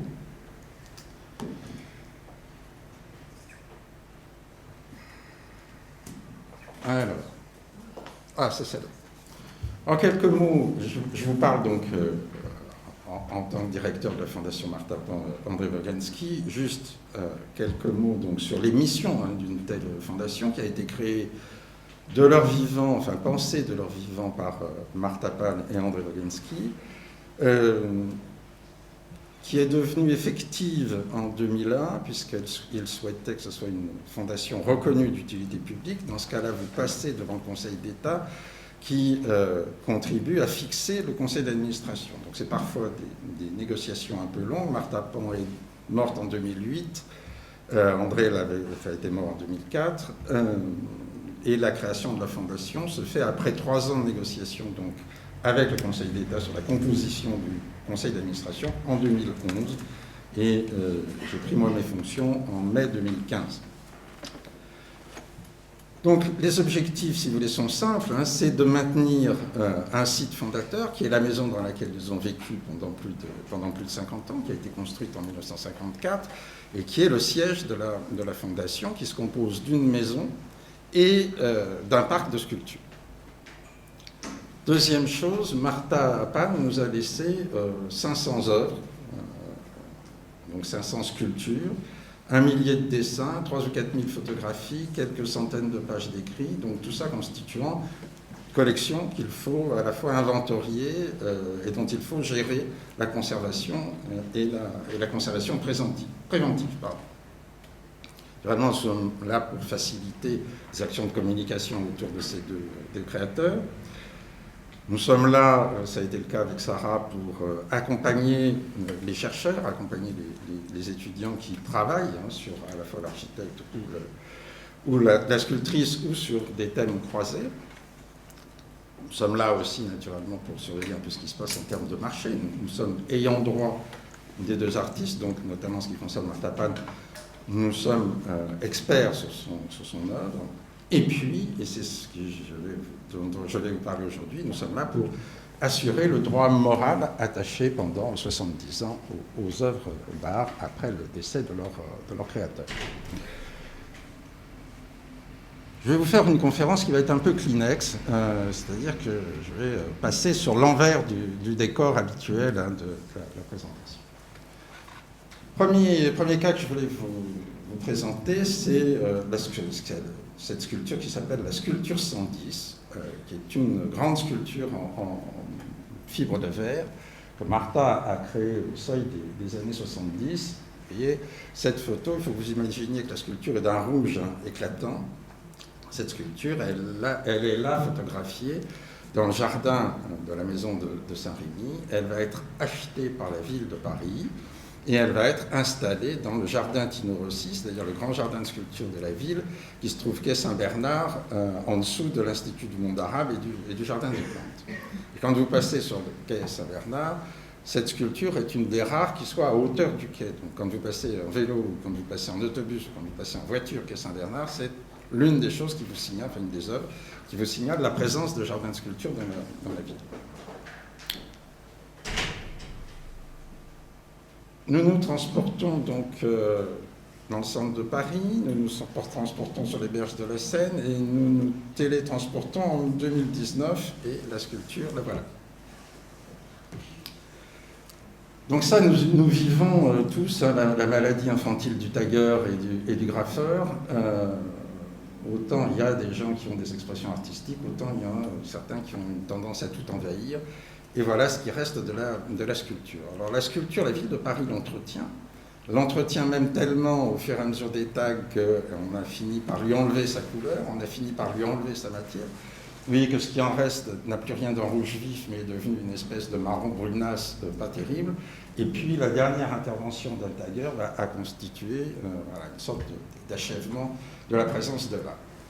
Donc, si vous voulez, ça représente la création d'une artiste, qui a quand même été une artiste importante du XXe siècle, exposée au regard du public dans cet état.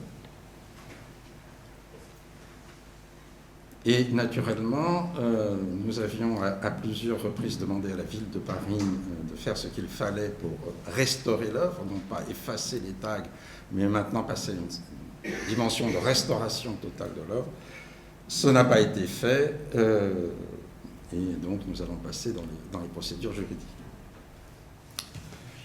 Deuxième exemple, dans les années 80, Martha Pan va dessiner les balustrades de sortie, de 4 des sorties du RER, qu'on est en train donc d'installer dans Paris, et elle va dessiner donc les sorties qui sont devant les grands magasins du boulevard Haussmann, donc à un endroit extrêmement fréquenté. Alors la photo précédente sur laquelle je vais revenir, c'est elle donc. Ces sculptures en marbre sont installées voilà, dans des lieux très fréquentés, donc sont pensées, conçues, dessinées hein, pour être en contact d'un public très nombreux. Je passe devant il y a quelques mois et je constate que la RATP, gentiment, qui est en train de rénover la station RER, Aubert, a mis ses panneaux de signalisation, vous voyez, spités, enfin poinçonnés à même la sculpture. Donc je proteste auprès de la RATP, et la RATP entend, dans une grande réunion à son siège, entend le message et me réécrit à la Fondation 3 semaines plus tard en disant « ça y est, la sculpture est nettoyée ». Et ça fait partie, donc la photo que vous avez, voilà, ce qu'on appelle rénover, nettoyer une sculpture à la RATP, c'est la mettre dans cet état-là.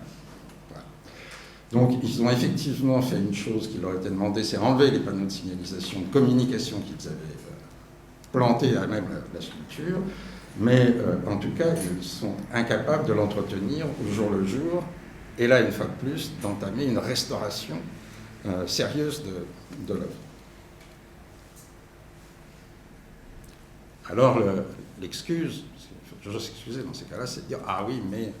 il y a les gilets jaunes, ah mais oui, mais c'est un lieu très passant, ah mais ceci, ah mais cela, et comme ça on passe des années et des années de discussion autour d'œuvres qui sont présentées au public de façon, vous me permettrez le mot, mais totalement infamante.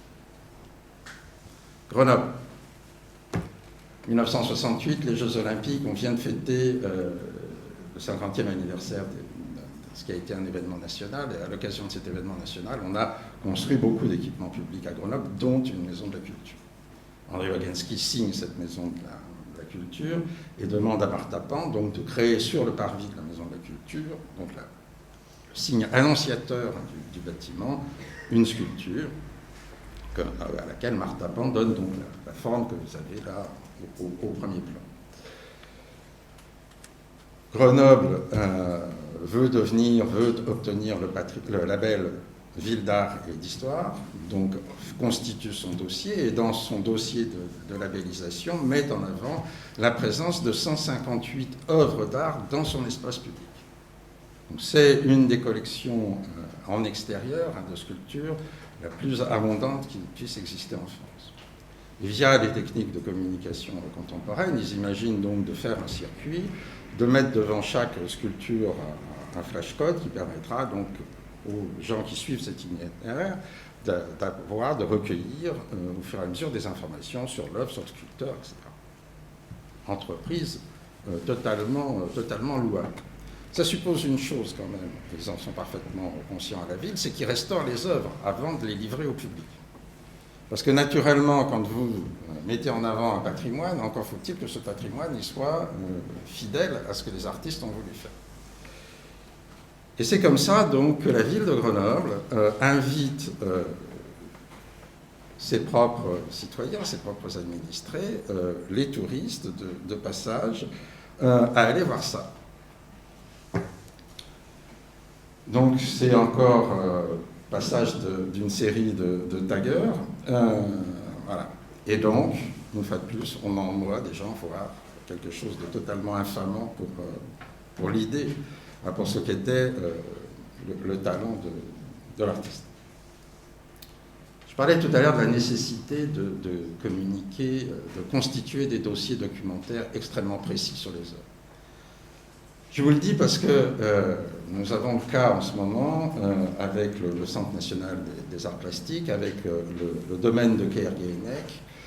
Le Centre national des arts plastiques a acheté 2 sculptures flottantes de Martha Pan, qui est la marque quand même emblématique de l'apport de Martha Pan à la sculpture du XXe siècle. A disposé donc dans le domaine de Kerguéhennec 2 sculptures flottantes, celle-ci étant la plus petite. Et la plus grande, elle est comme ça. C'est-à-dire qu'un soir de tempête, nous sommes en Bretagne, le vent souffle effectivement, la sculpture casse ses amarres, se fracasse sur la berge de l'étang, se disloque en 2 parties. Et donc la première des choses, c'est effectivement de mettre les 2 parties au sec sur la berge, ce que font très très bien les équipes de Kerguéhennec. Convoque le CNAP, convoque la fondation, convoque une restauratrice, et nous découvrons, si vous voulez, le millefeuille qui est à l'intérieur. Et donc cette sculpture, dont tout le monde a toujours pensé qu'elle était simplement en fibre de verre, nous découvrons que dedans, il y a un complexe, une sorte d'ailettes d'aluminium très très fines, qui viennent consolider l'intérieur de la structure. Sauf que, pour restaurer cette sculpture, nous n'avons strictement aucun document de fabrication. Et donc nous sommes rentrés dans des questionnements extrêmement lourds, enfin quasiment de type archéologique, alors que la sculpture elle a 30 ans, si vous voulez, pour savoir comment elle a été réalisée, par qui, etc. Ce qui veut dire, ce que détermine cette réflexion, détermine directement par qui peut-elle être restaurée et quels sont les matériaux qui aujourd'hui permettent cette restauration. D'où voilà, la nécessité vraiment de laisser des dossiers documentaires très très très complets. Coût de la restauration, 80 000 €. Bailleur de fonds, celui qui détient la sculpture, donc le Centre d'art de Kerguéhennec. Centre d'art de Kerguéhennec qui est financé par le conseil départemental du Morbihan. Et donc, passage devant les élus. Pour un budget qui n'est pas rien, 80 000 € de nos jours, c'est pas rien, pour des gens qui ont d'autres préoccupations budgétaires que, voilà, et on les comprend, d'autres urgences budgétaires que la restauration de l'œuvre. Nous venons en région parisienne, toujours sur les sculptures flottantes. Dans le cadre de la réorganisation administrative de la région parisienne, on va créer donc les 5 départements qui composent l'Île-de-France. En Seine-Saint-Denis, comme dans les autres, dans ces nouveaux départements, on va créer une nouvelle préfecture. Celle de Saint-Denis, donc du département de la Seine-Saint-Denis, est à Bobigny. Binoux et Foliation, 2 architectes de renom de l'époque, sont chargés d'édifier la préfecture. Et pour monumentaliser cette préfecture, qui est quand même dans un endroit peu flatteur, on va créer un signe traditionnel de la préfecture, un parvis et puis une pièce d'eau. On aime bien comme ça quand même les transpositions un peu symboliques dans l'architecture française. Donc on fait une pièce d'eau et on demande à Martha Pan de créer des sculptures flottantes pour aller sur cette grande pièce d'eau. Donc vous voyez, Martha fait une grande sculpture, celle qui est en bas sur la photo de gauche, donc la sculpture qui est en bas à droite, fait 7 mètres de haut, pour vous donner l'échelle. On est devant des œuvres qui sont monumentales et qui flottent, qui se déplacent librement au gré des courants de l'eau et des courants du souffle de l'air dans cette pièce. C'est-à-dire qu'à partir de 3 éléments, vous avez de 3 éléments sculptés, vous avez en réalité des centaines d'œuvres qui se génèrent au fur et à mesure du déplacement de la vie des éléments naturels, qui en plus sans cesse recomposent leur relation à leur environnement. puisqu'elles prennent des postures différentes, si je puis dire, par rapport à la berge, ce que restituent un peu les photos. Donc nous sommes là, toujours dans les années 70, hein, voilà, les sculptures vivent leur vie de sculpture. Et puis, comme finalement dans toutes les collectivités, l'eau, ça devient l'ennemi. L'eau, ça se salit, alors les gens jettent des choses dedans, les petits-enfants peuvent s'y noyer, ça sert plus ou moins d'abreuvoir aux chiens, ça fait bon, etc., etc. Donc en général, on arrête. Donc on laisse les fontaines sans eau, on laisse les labyrinthes d'eau sans eau, on laisse les murs d'eau sans eau. Et puis on fait quelquefois bien pire, c'est-à-dire qu'on se dit mais cette pièce d'eau finalement elle nous embête, mais on va la combler. Donc on va remettre sous forme d'un terrain enherbé ce qui était une grande pièce d'eau. Ah, mais qu'est-ce qu'on va faire des sculptures flottantes? Donc on produit un premier dessin, donc nous avons la trace à la fondation, on fait un plan engazonné, puis on fait une sorte de cuvette, numéro 1, grande, on en fait une numéro 2 plus petite, puis une numéro 3 plus petite, de façon à poser comme ça des sculptures dans un petit réservoir d'eau. Donc on leur laisse leur statut de sculpture flottante en les immobilisant et en les individualisant. Martha refuse. Puis Martha meurt. Et donc, voilà ce qu'on fait. C'est-à-dire qu'on fait 3 petits murets circulaires dans lesquels on va, mais comme dans les dinettes, hein, verser un petit peu d'eau et puis on va poser les sculptures de l'eau. Alors ce qui est absolument génial, c'est que ces bassins, on peut y mettre de l'eau avec un jet d'eau, mais l'eau qu'on y met n'en sort pas. Donc les œuvres croupissent dans des marigots dans lesquels je pense que le plus sordide des crocodiles n'oserait même pas faire son gîte. Voilà une photo qui a été prise il y a maintenant 3 ans. La situation où nous sommes retrouvés récemment n'a fait que s'empirer. Les sculptures ont pris l'eau, vous voyez qu'elles se sont enfoncées dans l'eau, donc ça veut dire qu'elles sont pleines d'eau, et ça veut dire que naturellement le jour où nous allons réussir de les sortir de ce guet-apens, ce que nous essayons de faire, notamment avec la complicité du musée de Dunkerque, qui voudrait les exposer, il va falloir consacrer des sommes importantes à leur restauration.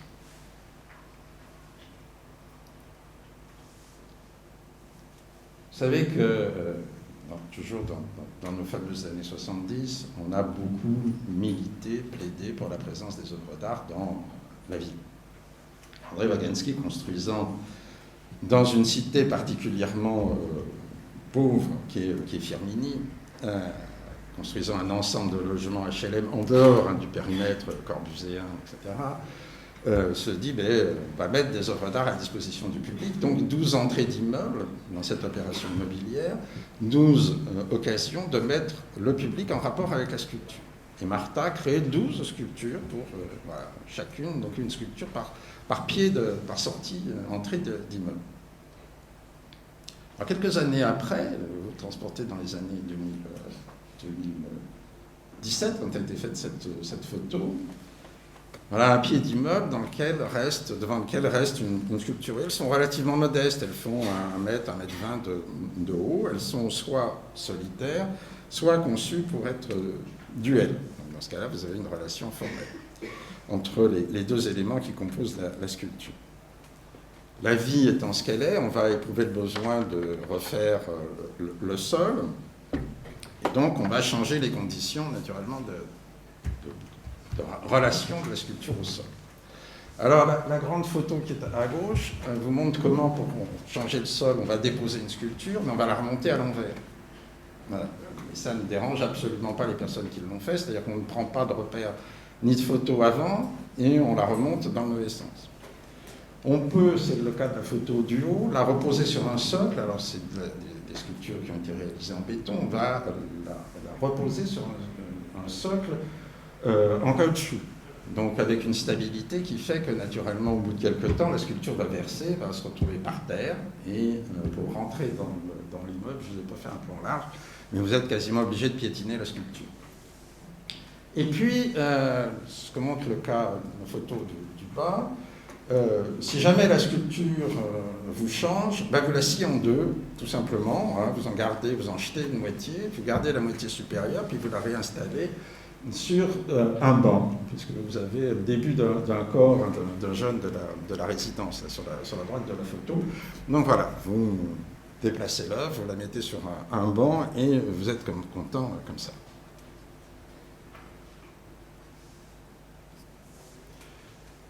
Martha a créé dans le bas des Champs-Élysées un patio sculpté de 400 mètres carrés, ce qui doit à la fois être l'une des œuvres d'art les plus accessibles de Paris, l'une des plus grandes disponibles dans la capitale. Mais c'est aussi une œuvre emblématique de sa démarche, à la fois de sa démarche de sculpteur, mais en même temps de sa démarche de croisement des disciplines.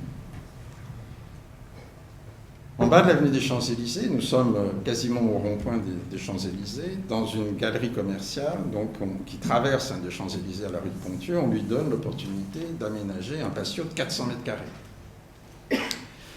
Elle va concevoir ce patio comme un îlot de calme dans ce quartier agité. Donc elle va travailler sur la présence de l'eau, elle va travailler sur la présence de la lumière, et elle va travailler sur la présence du son. Vous avez là une photo donc prise fin de journée, début de soirée, puisque la galerie commerciale ferme à 22 h. Donc vous voyez à la fois des jets d'eau et un travail sur la lumière. Je reviendrai sur le son après. Voilà un autre aspect de la sculpture, donc qui se compose d'un grand mur courbe et d'éléments sculptés qui sont posés au sol. Le mur d'eau est à débit d'eau variable, c'est-à-dire qu'elle arrive à la fois à faire varier, en travaillant avec des fontainiers, l'épaisseur de la lame d'eau qui descend, et puis aussi le sens de descente de l'eau. C'est-à-dire que vous avez une vraie féerie de l'utilisation de l'eau dans ce mur. Et puis elle contrarie cette descente de l'eau par des jets d'eau, donc vous voyez, qui viennent à la rencontre de l'eau qui descend, ou qui viennent rajouter des premiers plans devant le mur. Voilà deux jours. Et puis, je parlais de croisement de disciplines, donc elle va y associer une partition de Boulez et deux partitions de Ligeti. Donc, vous avez l'eau, la lumière, à travers tout un jeu donc synchronisé par les débuts de l'électronique, et puis la musique qui est diffusée. Voilà la chose telle qu'elle se présente aujourd'hui. Naturellement, plus d'eau, plus de dispositifs lumineux, et une chose dont on sent très bien qu'elle est là comme ça, laissée à l'abandon. Elle est à l'abandon parce qu'elle est en sursis, et elle est en sursis extrêmement temporaire. Nous sommes un jour convoqués, la Fondation reçoit un mot d'un avocat disant « Écoutez, voilà, j'ai un client qui n'est pas moins que l'État du Qatar, qui est propriétaire de l'ensemble immobilier dit du 26 Champs-Élysées, et mon client va raser la sculpture de Martha Pan. Et il nous demande notre avis en tant qu'ayant droit. Vous vous doutez de notre avis. Ce sur quoi je voudrais insister, c'est sur la façon dont on vous reçoit, c'est-à-dire qu'on vous dit, la main sur le cœur, les artistes, c'est notre raison d'être. Que serait ce monde sans les artistes ? Comment pourrait-on vivre sans eux ? Nous les adorons, nous les voilà, etc. Mais alors là, pas de chance. Il va falloir raser cette sculpture parce que finalement, mais on vous le dit comme ça, parce que finalement, cette sculpture, c'est 400 mètres carrés de terrain, c'est le seul endroit où on peut construire. Donc dans le projet de rénovation du promoteur, il y a non seulement, si vous voulez, la rénovation des immeubles de bureaux et de logements qui composent l'opération immobilière, mais il y a naturellement, compte tenu de la valeur d'un mètre carré sur les Champs-Élysées, l'idée de se dire que si on enlève la sculpture, on bénéficie de 400 mètres carrés, multiplié par 5 niveaux, c'est-à-dire 2000 mètres carrés, constructibles. Donc, quand vous savez qu'un mètre carré sur les Champs-Élysées, c'est entre 30 000 et 40 000 euros un prix de vente, vous voyez l'opération financière que vous faites en détruisant une œuvre. Voilà. Et quand vous allez en justice, ce qui est le cas, hein, puisque nous avons échangé pendant un moment avec le promoteur pour tenter de trouver une solution qui ménage les intérêts des uns et des autres, donc en faisant en sorte que cette sculpture soit maintenue, soit conservée, mais remise en fonctionnement, puisqu'elle a toute une série d'attraits qui sont totalement convergentes avec nos préoccupations sociétales actuelles, il n'est pas sûr que le juge vous donne raison. C'est-à-dire que quand je parlais d'intangibilité de l'œuvre, le droit français le reconnaît, le pose, mais le juge, pas forcément. Voilà. Donc il y a des distorsions comme ça qui font que les relations de l'art à l'espace public, à la société, à leurs propriétaires, aux tailleurs, etc., ne sont pas simples.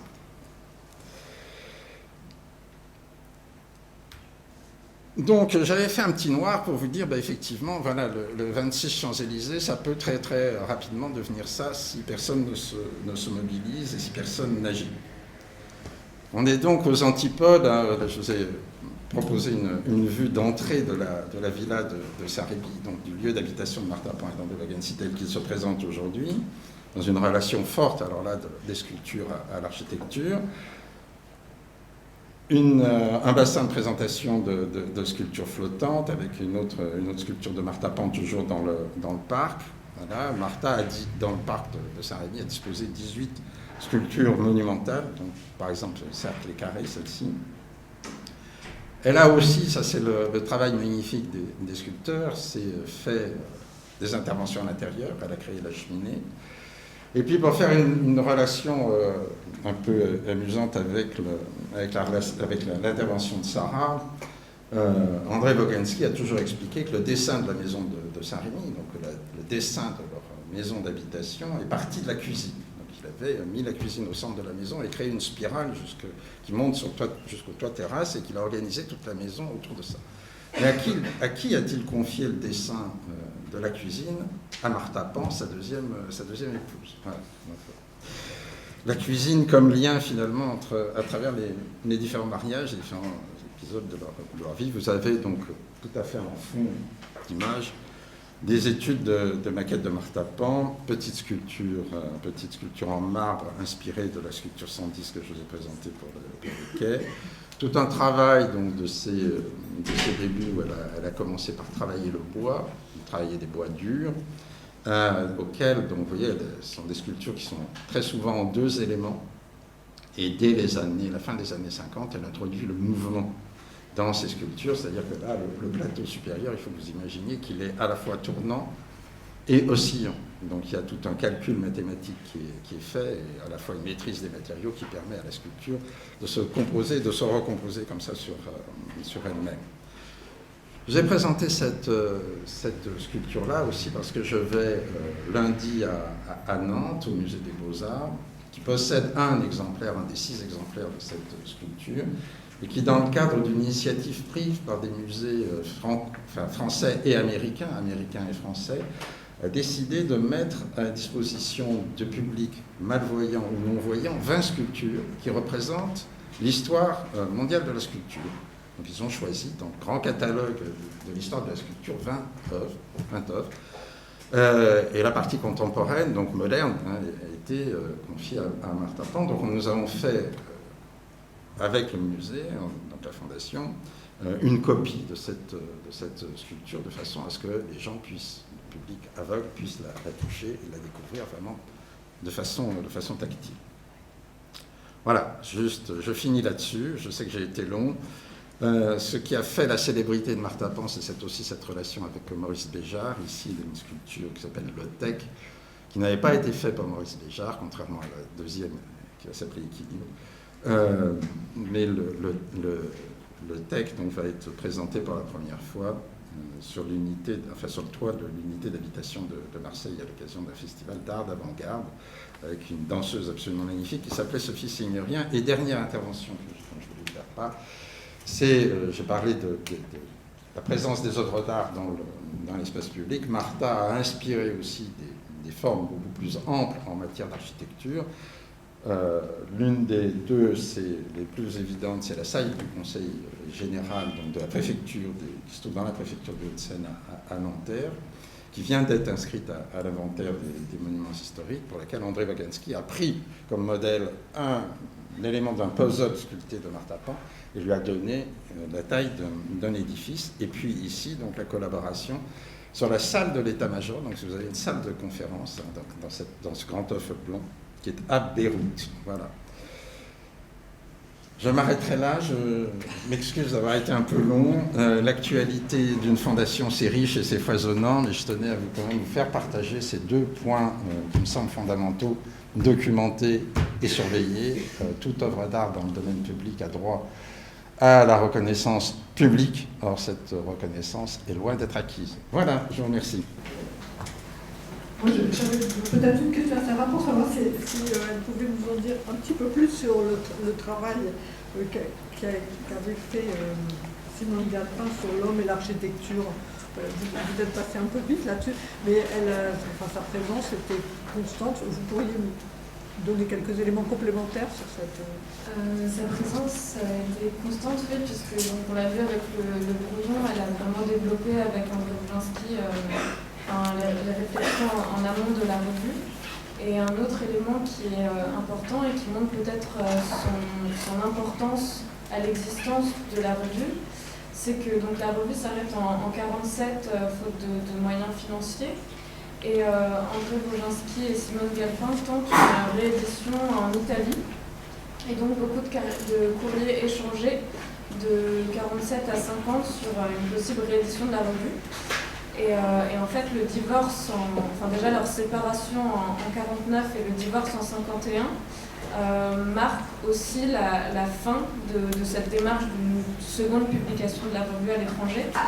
Donc une fois qu'ils se séparent, en fait, il n'y a plus aucun essai de continuer et de poursuivre la publication, ce qui montre que vraiment il la tenait à deux. Voilà un élément qui pourrait confirmer encore que c'était une revue à deux voix. Je me permets de rajouter pour aller dans le sens de ce que vient de dire Sarah. Quand la revue paraît, Wagansky est un homme encore relativement libre dans son emploi du temps. Ils sont suroccupés avec le Corbusier, un peu de temps. Et très vite, le temps va manquer quand même. Donc il y a aussi cette dimension qui fait que dans la vie quotidienne d'un architecte, entre suivre les chantiers, faire les projets, faire les descriptifs, veiller aux clients, faire en plus une revue, un certain nombre encore aujourd'hui le vivent, c'est parfois pas très facile. Donc quand en plus ça se complique avec des problèmes relationnels ou des problèmes de couple en l'occurrence, ça devient effectivement franchement difficile.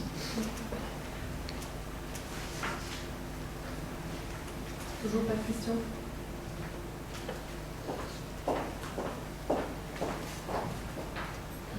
Moi je voulais savoir, vous avez dit, les femmes architectes ont révolutionné l'architecture, et je voulais savoir, vous le mettre dans des exemples concrets. Je n'ai pas entendu la question. Est-ce que vous avez dit les femmes ont révolutionné l'architecture? Est-ce que vous voudrez des exemples concrets? Il y a peut-être aussi des réponses dans la salle. Alors, Anne-Marie vous a expliqué que dans le montage de la revue, la difficulté avait été qu'on avait des éléments assez disparates, on va dire, et on n'avait pas encore les moyens d'avoir un fil conducteur suffisamment approfondi pour pouvoir aller plus loin. C'est-à-dire que ce qui a été dit dans ce numéro, mais on continue à réfléchir sur cette question et on espère que, comme on le fait quelquefois dans les achats, il y aura dans quelques années un numéro 2 qui nous permettra justement d'approfondir un certain nombre de questions qui ont été posées et qu'on a juste essayé de poser dans un certain numéro de la volume.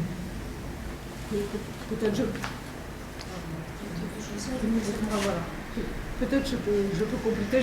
Je ne sais pas, enfin, je ne pense pas que cette phrase ait été prononcée, mais peut-être elle m'a échappé. En tout cas, pour ce qui nous concerne, pour ce qui est de ce projet, comme je pense pour les deux communications qui ont été faites, la question n'est pas du tout là. La question est de savoir ce qu'ont fait les femmes dans l'architecture. Pour l'instant, personne n'a affirmé qu'elles ont révolutionné quoi que ce soit. Et d'ailleurs, c'est une question que je poserai aussi au genre masculin. Je ne pense pas que l'architecture ait fait l'objet de révolution. Je pense qu'elle fait partie plutôt d'objet d'évolution que de révolution. Mais pour l'instant, nous aimerions savoir ce qu'ont fait les femmes avec l'architecture. Je pense que c'est l'essentiel de la question que nous posons aujourd'hui. Oui, je me permets d'insister là-dessus. C'est qu'effectivement, le but, c'était comme on l'a dit tout à l'heure, de les réintroduire véritablement dans le monde de l'architecture. Dans cette histoire-là, la question n'est pas de savoir si elle a été meilleure ou pire, c'est pas du tout ça. La question, c'est de leur donner leur juste place, tout simplement. Est-ce qu'il y a d'autres... Juste une observation. Il y a eu à Nantes une architecte pionnière qui était Victoire Durand-Gastin. On sait strictement rien sur elle, très peu de choses, mais rassurez-vous, on ne sait rien ou si peu de choses sur les hommes qui exerçaient à ce moment-là. Donc,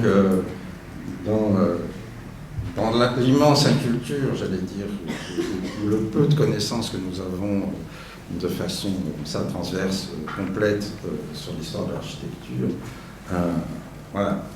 J'allais dire que les femmes sont souvent à égalité de mauvais traitement avec les hommes. Non, c'est pas vrai. C'est pas vrai? Ah ben tant mieux. C'est pire. Écoutez, moi, mon point de vue d'historien, c'est je constate tous les jours, pour être à la fois pour suivre l'actualité et croiser de nombreuses femmes aujourd'hui à l'œuvre, et de regarder ce qu'a été le paysage du XXe siècle. Je trouve qu'en connaissance d'architecture du XXe siècle, nous sommes pauvres, en dehors de la connaissance ou de l'hyper-connaissance ou de l'hypertrophie de la connaissance communicative sur un certain nombre de figures emblématiques, mais les acteurs qui ont réellement fait le tissu construit dans lequel nous vivons, nous les connaissons très très peu. Voilà. Et il se trouve... On connaît bien ce tissu. Je dis simplement que je ne suis pas d'accord avec vous sur la question de la visibilité des femmes et des hommes. Ah oui, mon propos n'était pas ça, c'était simplement de vous dire que voilà, en matière de connaissances, dire culturelles ou scientifiques, match nul. Voilà, je rebondirai juste parce que vous avez cité le nom de Victor Durand-Gastin. Oui. Il y a des archives, donc à qui veut, voilà. ça défie la biographie, ça serait une chose qui apporterait un point supplémentaire à la connaissance de parcours de femmes, parce que là, tout y est pour le faire.